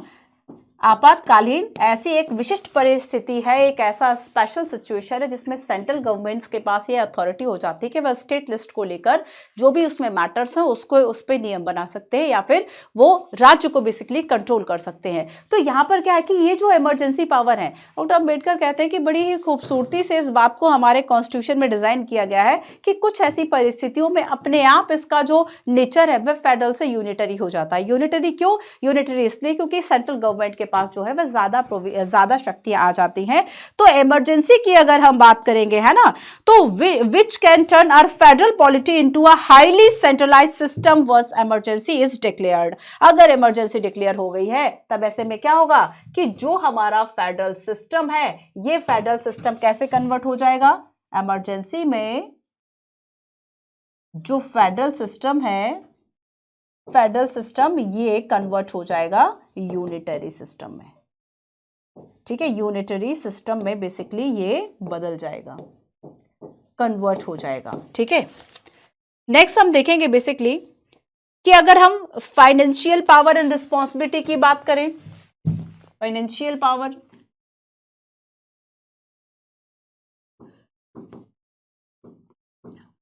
पावर एंड रिस्पॉन्सिबिलिटी, ठीक है। तो आप देखोगे कि ज्यादातर जो स्टेट है वे बेसिकली किसकी तरफ देखते रहते हैं? सेंट्रल गवर्नमेंट की तरफ, कि हमें जो है वह कुछ एड मिल जाए, है ना, हमें जो है वह कुछ सहायता अनुदान, कुछ ग्रांट जो है वह मिल जाए केंद्र सरकार से। तो यहाँ पर हम देखेंगे कि ज्यादा से ज्यादा और जो रेवेन्यू के सोर्सेस है, फाइनेंशियल पावर या फिर हम बात करें रेवेन्यू की, तो देखो रेवेन्यू को लेकर ज्यादा जो सोर्स है, ज्यादा जो शक्ति है वह किसके पास है? सेंट्रल गवर्नमेंट के पास, है ना। अगर हम रेवेन्यू की बात करें तो जो सेंट्रल गवर्नमेंट है इसके पास ज्यादा शक्तियां और ज्यादा पावर, ज्यादा सोर्सेज है रेवेन्यू के।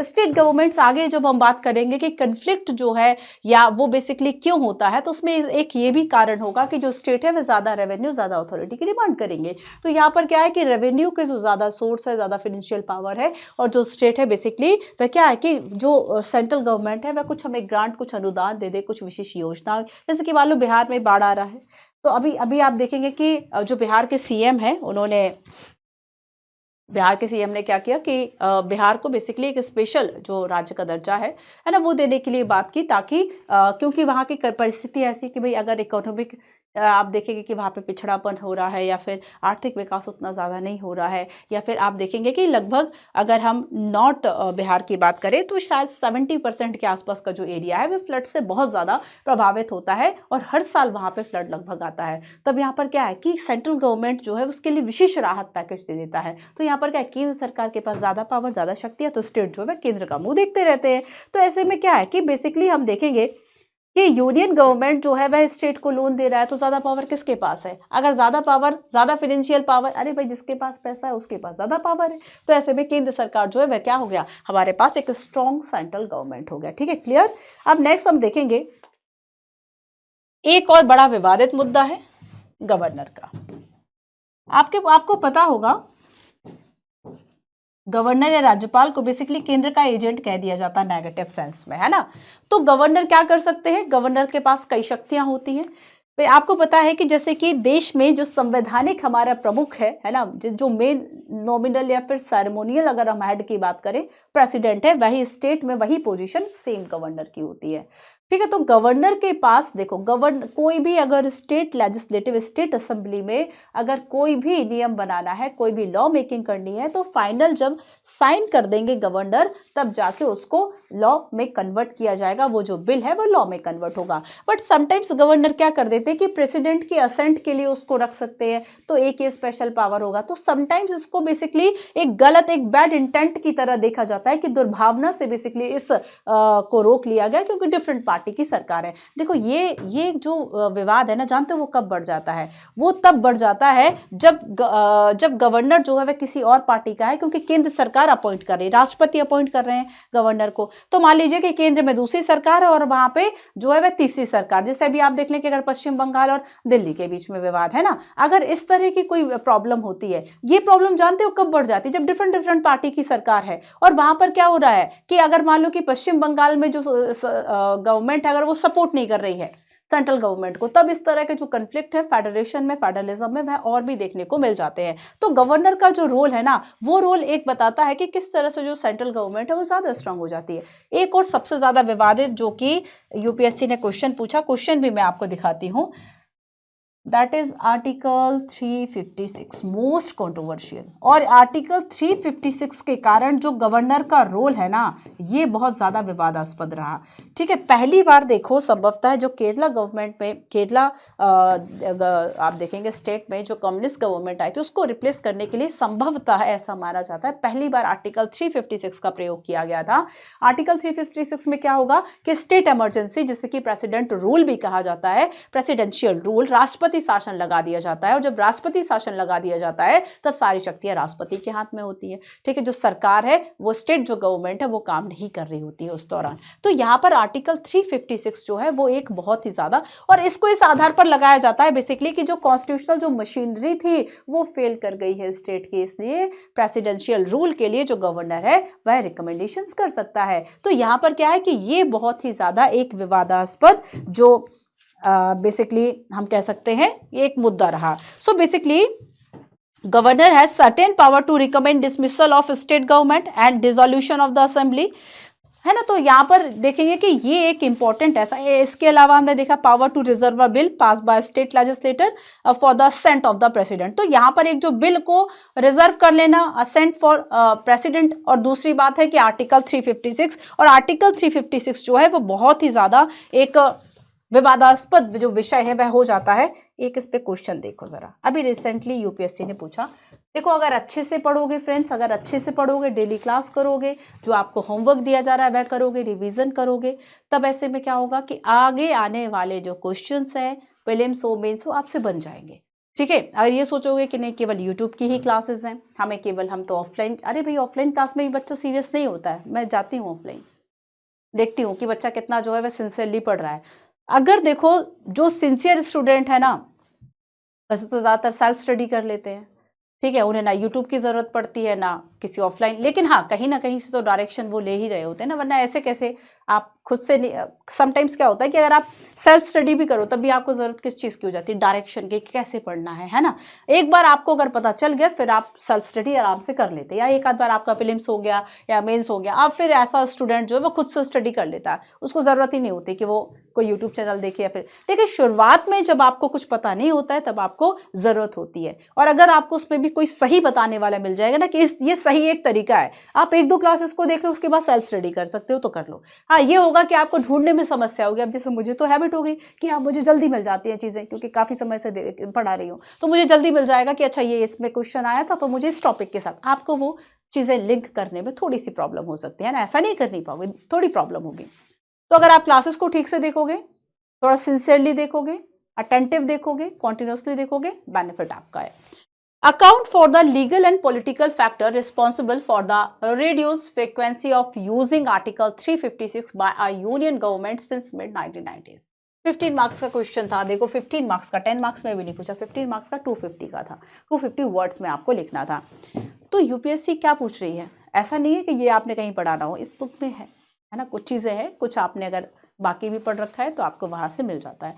यहाँ पे ये पूछा कि आखिर 1990s का जो दशक था, डिकेड था, आर्टिकल 356 का जो यूज था वो आखिर कम क्यों, उसकी फ्रीक्वेंसी रिड्यूस क्यों हो गई, है ना, उसकी फ्रीक्वेंसी जो है वह क्यों आखिर रिड्यूस हो गई, वो आपको कारण बताने हैं। तो देखो यहां पर दो रीजन की बात की गई। एक तो आपसे पूछा गया legal and political factor, legal and political factor. अगर हम लीगल फैक्टर्स की बात करें, इंडिया सिंस इंडिपेंडेंस वाला आप देख चुके हो ना, आर्टिकल बोल रही हूँ, जो आपका क्लास 12th वाला एनसीईआरटी था वो आप पढ़ चुके हैं, ठीक है। तो उसमें हम देख चुके थे कि 1990s, और ये ऐसा दशक था जब पॉलिटिकली जो है वह चीजें क्या चल रही थी, कोलिशन गवर्नमेंट ज्यादा थी, ठीक है। कोलिशन गवर्नमेंट में क्या होता है, एक से ज्यादा जो पॉलिटिकल पार्टीज हैं वह आपस में मिलकर गवर्नमेंट फॉर्म कर रही हैं। तो ऐसे में मान लो कि केंद्र में 3 पार्टियों के गठबंधन की सरकार है, ठीक है, और जो अगर स्टेट्स हैं, ठीक है, अगर मान लो केवल एक ही पार्टी की सरकार होगी तो इसकी संभावना कम है कि सभी स्टेट में इसी पार्टी की सरकार हो गई। अगर 3 पार्टियों के कोलिशन से जो है आपस में गठबंधन से सरकार बन रही है तो पॉसिबल है कि यहाँ पर ए की हो, यहाँ पर बी की हो, और इस स्टेट में जो है वह सी पार्टी की सरकार हो। तो ऐसे में क्या है कि एक जो समन्वय है वह ज्यादा बन जाता है, और ऐसे में कोई एक पार्टी या कोई एक नेता जो भी इतना ज्यादा ऑटोक्रेटिक नहीं हो पाता है कि वो इस चीज का डिसीजन ले ले। एक तो ये कारण था, है ना, क्योंकि अगर अब आपको देखो इसी पार्टी की सरकार मान लो यहाँ पर है, इसने सहयोग दिया है पार्टी गवर्नमेंट को बनाने में, फॉर्म करने में, तब ऐसे में क्या होगा कि आप यहाँ पे जल्दी से आर्टिकल 356 का प्रयोग नहीं कर पाओगे। बजाय इसके कि मान लो यहाँ पे डी पार्टी की सरकार है और यहाँ पे अगर कॉन्स्टिट्यूशनल कोई इमरजेंसी फेल कर गई तो यहाँ पे गवर्नर को फिर भी आसान हो गया। तो एक तो ये कारण था, है ना, उससे जल्दी से रिकमेंड कर दिया कि नहीं यहाँ पे ये करा दो, केंद्र का शासन लगा दो, ठीक है। तो यहाँ पर क्या हो गया कि बेसिकली कोलिशन जो गवर्नमेंट थी वो इसका एक बहुत बड़ा रीजन था कि अब फ्रीक्वेंसी कम हो गई थी आर्टिकल 356 की। लीगल में आप देखेंगे कि यहां पर देखो सुप्रीम कोर्ट के कई डिसीजंस थे, 2-3 डिसीजंस थे, है ना, सुप्रीम कोर्ट के कई ऐसे डिसीजन थे जिसमें यह कहा गया कि आर्टिकल 356 का जो प्रयोग है वह आखिर कब कैसे किया जाना चाहिए, कुछ आधारों की बात हो गई या फिर उसकी समीक्षा की जा सकती है, इसकी बात हो गई। इसके अलावा आप देखेंगे कि सरकारी आयोग की भी आप बात कर सकते हैं, ठीक है। जो सरकारी आयोग है, सरकारी कमीशन के द्वारा ये कहा गया कि आर्टिकल 356 का जो यूज है ना ये करना नहीं चाहिए, ये एकदम सबसे ज्यादा लास्ट ऑप्शन होना चाहिए।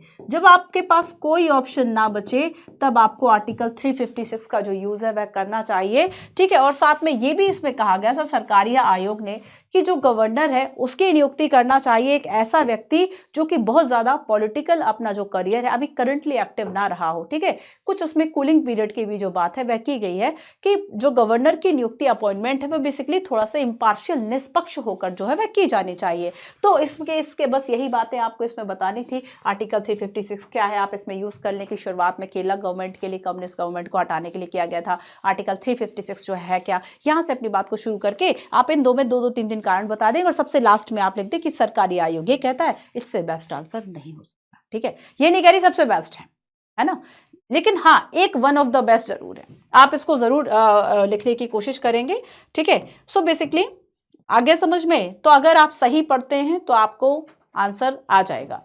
तो federalism with a strong central government में हमने गवर्नर की बात करी, आर्टिकल 356 का जो रोल है उसको हमने देख लिया। इसके अलावा देखो बच्चों एक और हम देखेंगे ऑल इंडिया लेवल की सर्विसेज, अखिल भारतीय सेवाएं, ठीक है, जैसे कि आप सभी बनना चाहते हैं आईएएस, आईपीएस, ठीक है।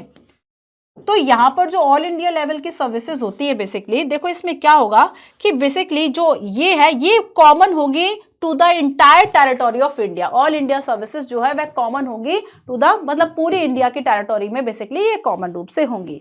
तो बेसिकली इसमें जो ये ऑफिसर्स है, ठीक है, ये बेसिकली किसके कंट्रोल में काम कर रहे होते हैं, under the control of central government, है ना, सेंट्रल गवर्नमेंट के जो अंडर कंट्रोल है वह काम कर रहे होते हैं। और बेसिकली इनको क्या देखा जाता है, एक तरीके से देखा जाता है कि सेंट्रल गवर्नमेंट के एक हम कह सकते हैं एक बेसिकली एक ऐसा देखा जाता है कि सेंट्रल गवर्नमेंट के पावर के रूप में, है ना। तो यहाँ पर ये जो सर्विसेज है ये भी एक यूनिटरी गवर्नमेंट या फिर हम कह दें यूनिटरी फॉर्म का हिस्सा हमारे कॉन्स्टिट्यूशन में।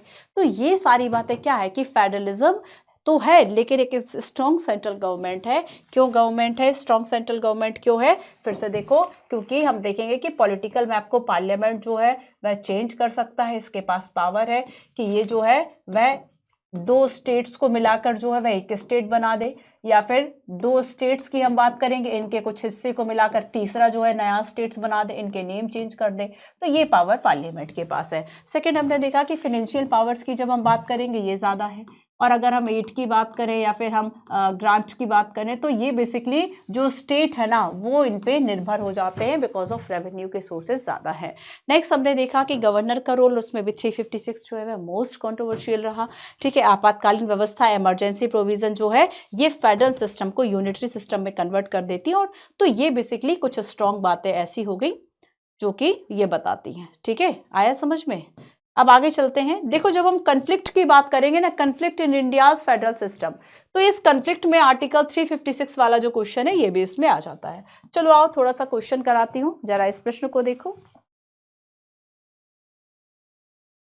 क्वेश्चन को देखो।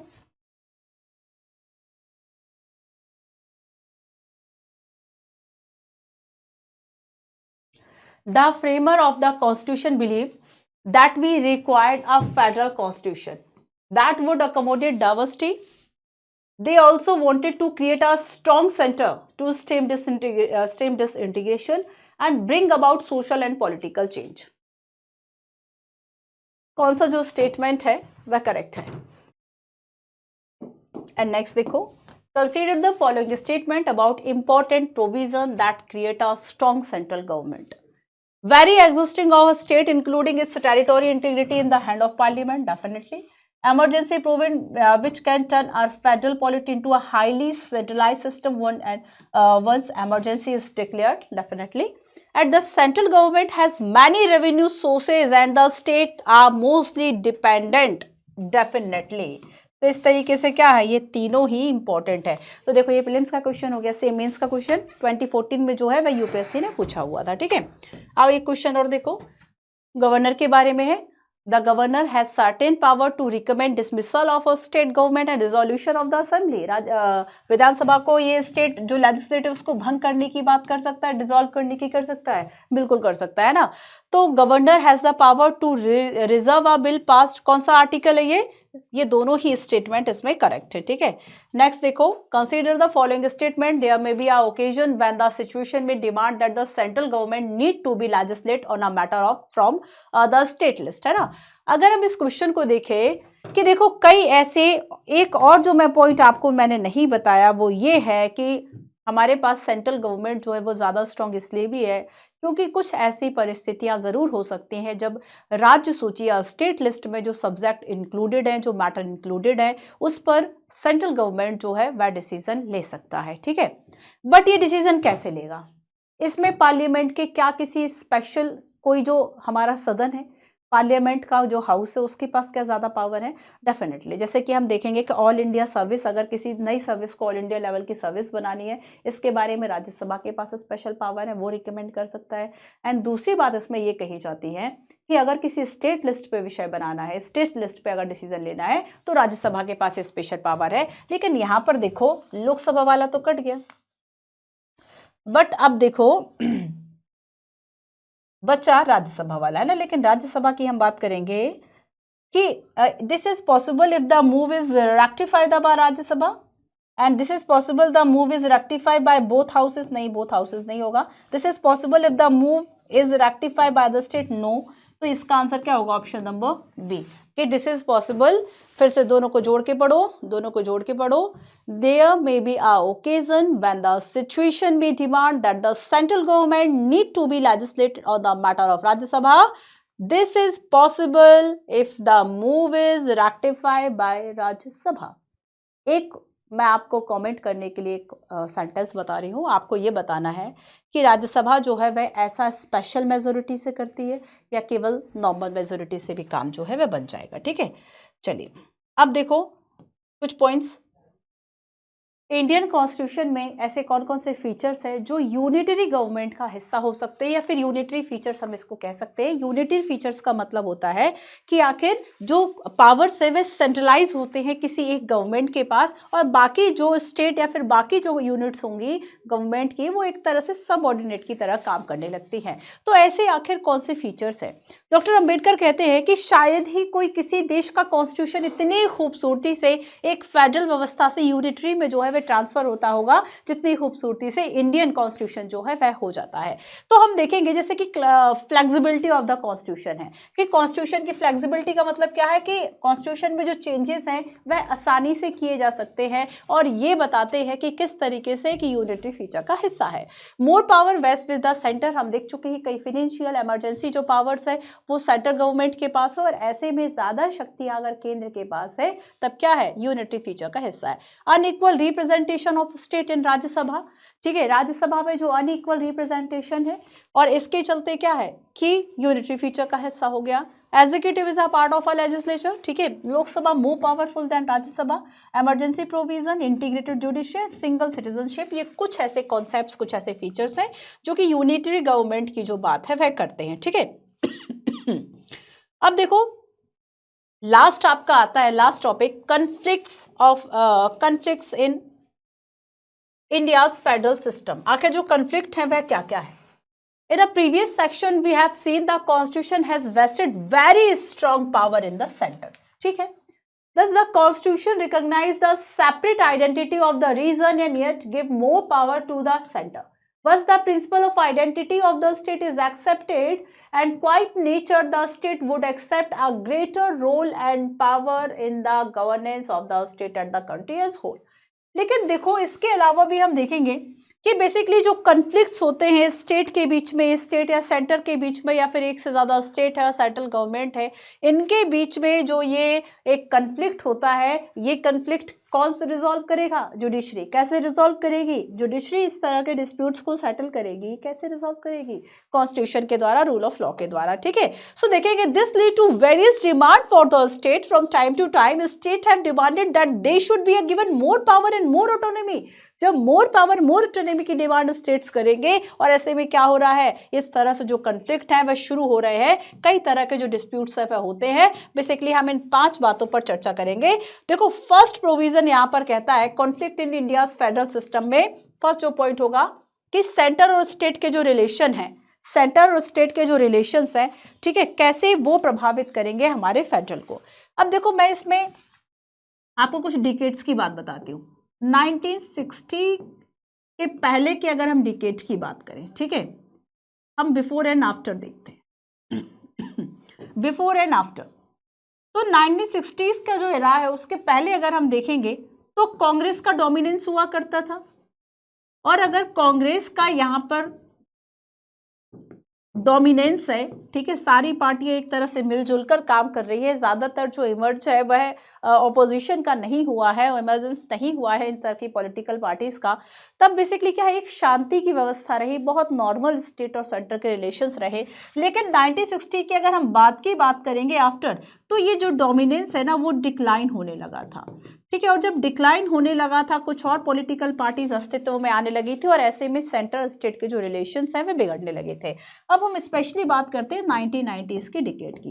तो 1990s का जो डिकेड है ये क्या था, ये कोलिशन गवर्नमेंट का दौर था, कोलिशन गवर्नमेंट का दौर था, ठीक है, और इसमें हम देखेंगे कि बेसिकली जो कांग्रेस का डोमिनेंस था वो तो हर तरह से खत्म हो चुका था, और ऐसे में जो अपोजिशन पार्टी हैं, ऐसे में जो अपोजिशन पार्टीज हैं इनका इमरजेंस हुआ था, और ऐसे में क्या था, एक जो सेंट्रल स्टेट के जो रिलेशंस है अब वह प्रॉपर तरीके से बिगड़ने लगे थे, और इनके बीच में कई तरह के ऐसे डिस्प्यूट्स हैं जो पहले नहीं थे लेकिन बाद में आने लगे, क्योंकि जब डिफरेंट पार्टीज की सरकार होती है तब इस तरह के जो कन्फ्लिक्ट्स है वे ज्यादा रेस होते हैं।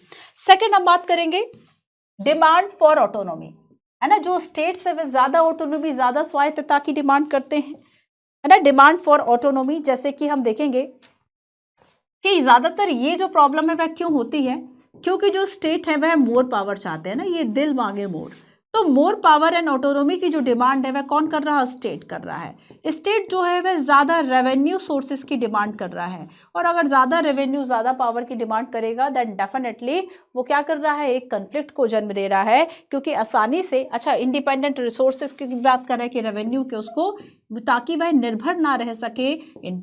सबसे बड़ी ऑटोनॉमी तो फाइनेंशियली ही होती है। तो इंडिपेंडेंट अगर हम देखें, इंडिपेंडेंट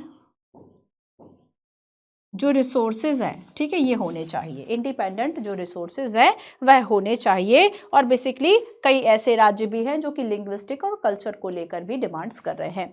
नेक्स्ट हम देखेंगे, अच्छा ये हम देख चुके हैं already, role of the governor and president rule, है ना। Role of the governor president rule ये एक बड़ा कारण रहा फेडरल सिस्टम में कन्फ्लिक्ट का, ठीक है। नेक्स्ट हम देखेंगे कि बेसिकली इंटर स्टेट कन्फ्लिक्ट, है ना, अंतरराज्यीय विवाद भी होते हैं। और इंटर स्टेट कन्फ्लिक्ट जो है बेसिकली दो इसके कारण हो सकते हैं।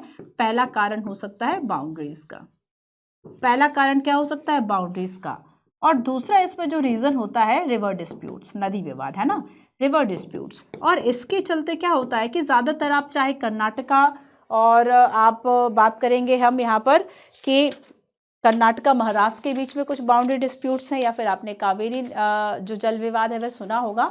देखो अगर क्वेश्चन आएगा ना तो क्वेश्चन में आप इतना ही लिख पाएंगे आंसर में, है ना। तो क्या करो कि बेसिकली जो भी स्टूडेंट ऐसे रहे जिन्होंने मेंस क्लियर किया, कहीं ना कहीं उनका एक तरीका सेम था कि उन्होंने फॉर्मेटिंग जो है कुछ इंपॉर्टेंट टॉपिक्स, देखो जो हमारे वश में, वैसे तो भाई यूपीएससी समंदर है, कुछ भी पढ़ लो कहीं से भी आ रहा, जो आपके वश में है, पता है कि यहाँ से आएगा, इससे तो पढ़ी लो कम से कम।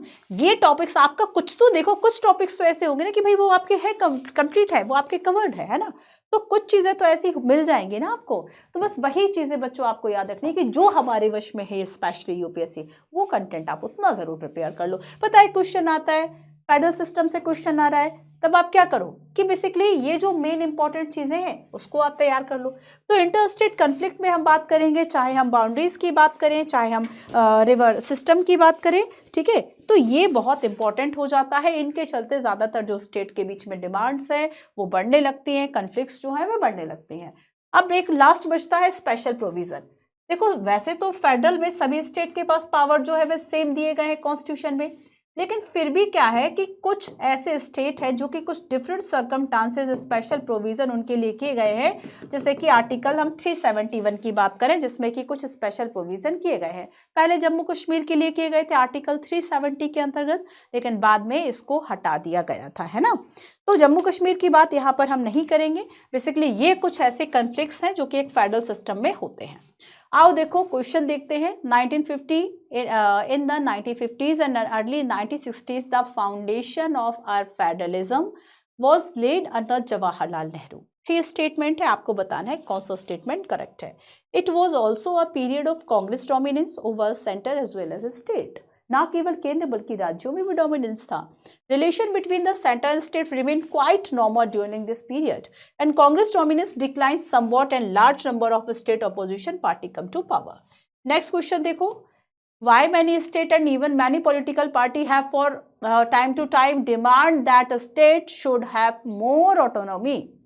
थ्री स्टेटमेंट्स है, आपको बताना है करेक्ट स्टेटमेंट कौन सा है। फर्स्ट है division of power should be change in the favour of, हाँ यही डिमांड हो सकती है ना कि या तो शक्तियां दे दो, या तो इंडिपेंडेंट जो रिसोर्सेज है वो हमें रिसोर्सेज दे दो, control and greater control over the revenue, ठीक है।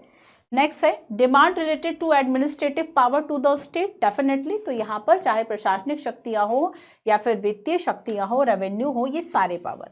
एंड लास्ट है why the role of governor has always been a controversial issue between the state and the central government.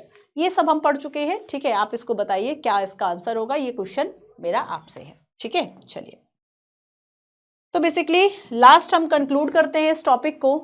Federalism is like a rainbow. देखो rainbow से इसका जो comparison है वह किया गया है। Federalism is like a rainbow. where each color is separated yet together they make a harmonious pattern, है ना। वहां जहाँ पे जैसे कि कहा गया कि जैसे स्टेट सेपरेटेड है, लेकिन कैसे जब आपस में उनका समन्वय होता है बहुत बढ़िया तरीके से होता है, तो कैसे रेनबो है जिसमें अलग अलग सेपरेट कलर भी है बट साथ में जो है बहुत हार्मोनियस जो पैटर्न है वह बनाते हैं। So federalism has to continuously maintain a difficult balance between the central and the state, and no legal or institutional formula can guarantee to smooth functioning of a federal polity. Definitely ऐसी कोई संस्था नहीं हो सकती जो कि इस बात की गारंटी दे कि बहुत ही स्मूथ जो फंक्शनिंग है वह स्टेट और सेंटर के रिलेशंस के बीच में चलेगी, है ना। So ultimately the people and political process must develop a culture. तो यहाँ पर क्या है, जो लोग हैं, जो पॉलिटिकल सिस्टम है, वो एक कल्चर ऐसा डेवलप कर ले to set up value and virtue like mutual trust, कि एक जो म्यूचुअल ट्रस्ट है केंद्र को भी रहे राज्यों को भी रहे, एक म्यूचुअल ट्रस्ट पे जो चीजें हैं वह चले, toleration and the spirit of corporation. देखो ये इंडियन अगर हम कल्चर की बात करें तो टॉलरेट करना, टॉलरेंस, है ना। भारतीय कल्चर को आपको डिफाइन करना हो, संस्कृति को डिफाइन करना हो, एक वर्ड है टॉलरेंस, सहिष्णुता, टॉलरेंस, है ना। मतलब अपने से डिफरेंट जो ओपिनियन है उसको भी सुनना, सहना, बर्दाश्त करना। Federalism celebrate both unity as well as diversity. तो यहाँ पे देखो फेडरलिज्म क्या कर रहा है कि यूनिटी और डाइवर्सिटी दोनों को ही सेलिब्रेट कर रहा है। National unity can not be build by streamlining differences. Such forced unity only generated greater social strife and alienations and tend finally destroy unity. A responsive polity sensitive to diversity and the demand for autonomy can alone be a basic of cooperative federalism. देखो अगर नीति आयोग की बात करेंगे, योजना आयोग की जगह नीति आयोग लाया गया ना, तो उसका मेन कारण यही था कि ये जो है कहा जाता है इसका मेन ऑब्जेक्टिव है कॉपरेट करना। कोऑपरेटिव फेडरलिज्म की बात जो है वह की गई है, ठीक है। तो जब आप इस तरह के कंक्लूड चीजों को पढ़ेंगे, आपको एक कंक्लूजन में लिखने के लिए जो बातें हैं वे मिलती हैं। अगर फेडरलिज्म लिखना है, इससे अच्छी लाइन क्या होगी कि फेडरलिज्म लाइक अ रेनबो, है ना। List four feature of the Indian constitution that give greater power to the central government than the state government. आपको 4 फीचर्स बताने हैं। Why are many states unhappy about the role of the governor? Article 356 है ना। और बताइए what are the demand raised by the state in their quest of greater autonomy? Demands क्या है, more revenue, या फिर जो रिसेंटली चर्चा में है उनको लिख दीजिए, ठीक है। इसके अलावा मैं बता दूं सॉरी, ये आपका टेलीग्राम चैनल है, या फिर मंजू PW UPSC वाला सर्च कर लीजिए। यहाँ पर आपको क्लासेस की इन्फॉर्मेशन और जो ये हमने वर्क किया है, ये सारी PDF, ये बोर्ड वर्क, ये नोट्स इस पे अवेलेबल मिल जाते हैं। हमने बात की फेडरलिज्म क्या है, इंडियन कॉन्स्टिट्यूशन में डिवीजन ऑफ पावर लिस्ट की बात की, federalism with a strong central government को हमने देखा, कॉन्फ्लिक्ट्स की भी हमने बात कर ली, है ना। काफ़ी सारे नंबर ऑफ क्वेश्चन देखे, फेडरलिज्म की बात की, व्हाट इज फेडरलिज्म, कुछ क्वेश्चंस, ठीक है। इंपॉर्टेंट सारी चीज़ें, आर्टिकल 1 को समझा, कॉन्स्टिट्यूशन ऑफ इंडिया में जो 3 लिस्ट की बात की गई डिवीजन ऑफ पावर में, UPSC के कई क्वेश्चंस हमने देखे, 17 का, 14 का, है ना। हमने समझा कि सेंट्रल गवर्नमेंट किन किन कारणों के आधार पर है। मेंस का क्वेश्चन देखा 356 को लेके, और भी नंबर ऑफ क्वेश्चन किए। लास्ट हमने देखा कॉन्फ्लिक्ट्स ऑफ इंडिया। तो ये था हमारा आज का क्लास। तो कॉन्टिन्यूटी के साथ अपनी जो क्लासेस हैं वह रेगुलरली देखते रहिए। फिर मैं एक बार आपको विश्वास दिलाती हूँ कि जो हमने कमिटमेंट किए थे वो सारे कमिटमेंट पूरे होंगे, परेशान नहीं होना है। समटाइम्स ऐसी प्रॉब्लम्स हो जाती हैं कि जैसे कि हेल्थ इशू हो गया, इतनी ज़्यादा दिल्ली में ठंड पड़ रही कि एक बार की ठंड में 8 दिन के लिए गला बंद हो जाता है। तो यहाँ पे मुझे तो लास्ट वीक आपको क्लासेस नहीं मिली, आपने एक कम्युनिटी में काफ़ी कमेंट्स किए, इसलिए मैं इस बात को कह रही हूँ कि थोड़ा सा पेशेंस रखें। समटाइम्स अगर फ्रेंड्स ऐसा हो जाता है कि क्लासेस कंटिन्यू नहीं हो पाई, या एक आध दिन का ब्रेक मिल गया, पिछला रिवाइज कर लो, है ना। बजाय इसके कि नहीं एग्रेशन दिखाने लगे कि अरे कंप्लीट नहीं। जो आपसे कमिटमेंट की गई हैं वो सभी यूट्यूब चैनल्स पर, चाहे वह only IAS, PW only IAS का चाहे इंग्लिश चैनल हो, इंग्लिश हिंदी वाला चैनल हो, या फिर फाउंडेशन हो, सभी पर जो आपको कमिटमेंट किया गया है वो सारा कंप्लीट होगा।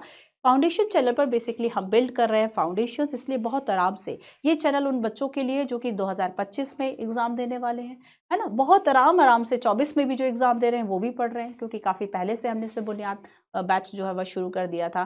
तो यहाँ पर क्या है कि आपको जो साल भर में ये क्लासेस दी गई हैं, जो बिल्डअप आपका किया गया है धीरे धीरे, 24 में भी अगर आप एग्ज़ाम देते तब तक आपके कोर सब्जेक्ट जो है सारे कंप्लीट हो जाएंगे। तो यहाँ परेशान नहीं होना है। आप ज्योग्राफी को लेकर बार बार क्वेश्चन कर रहे हैं, ज्योग्राफी की इन्फॉर्मेशन और वीडियोस आपको जल्दी ही प्रोवाइड की जाएंगी, ठीक है।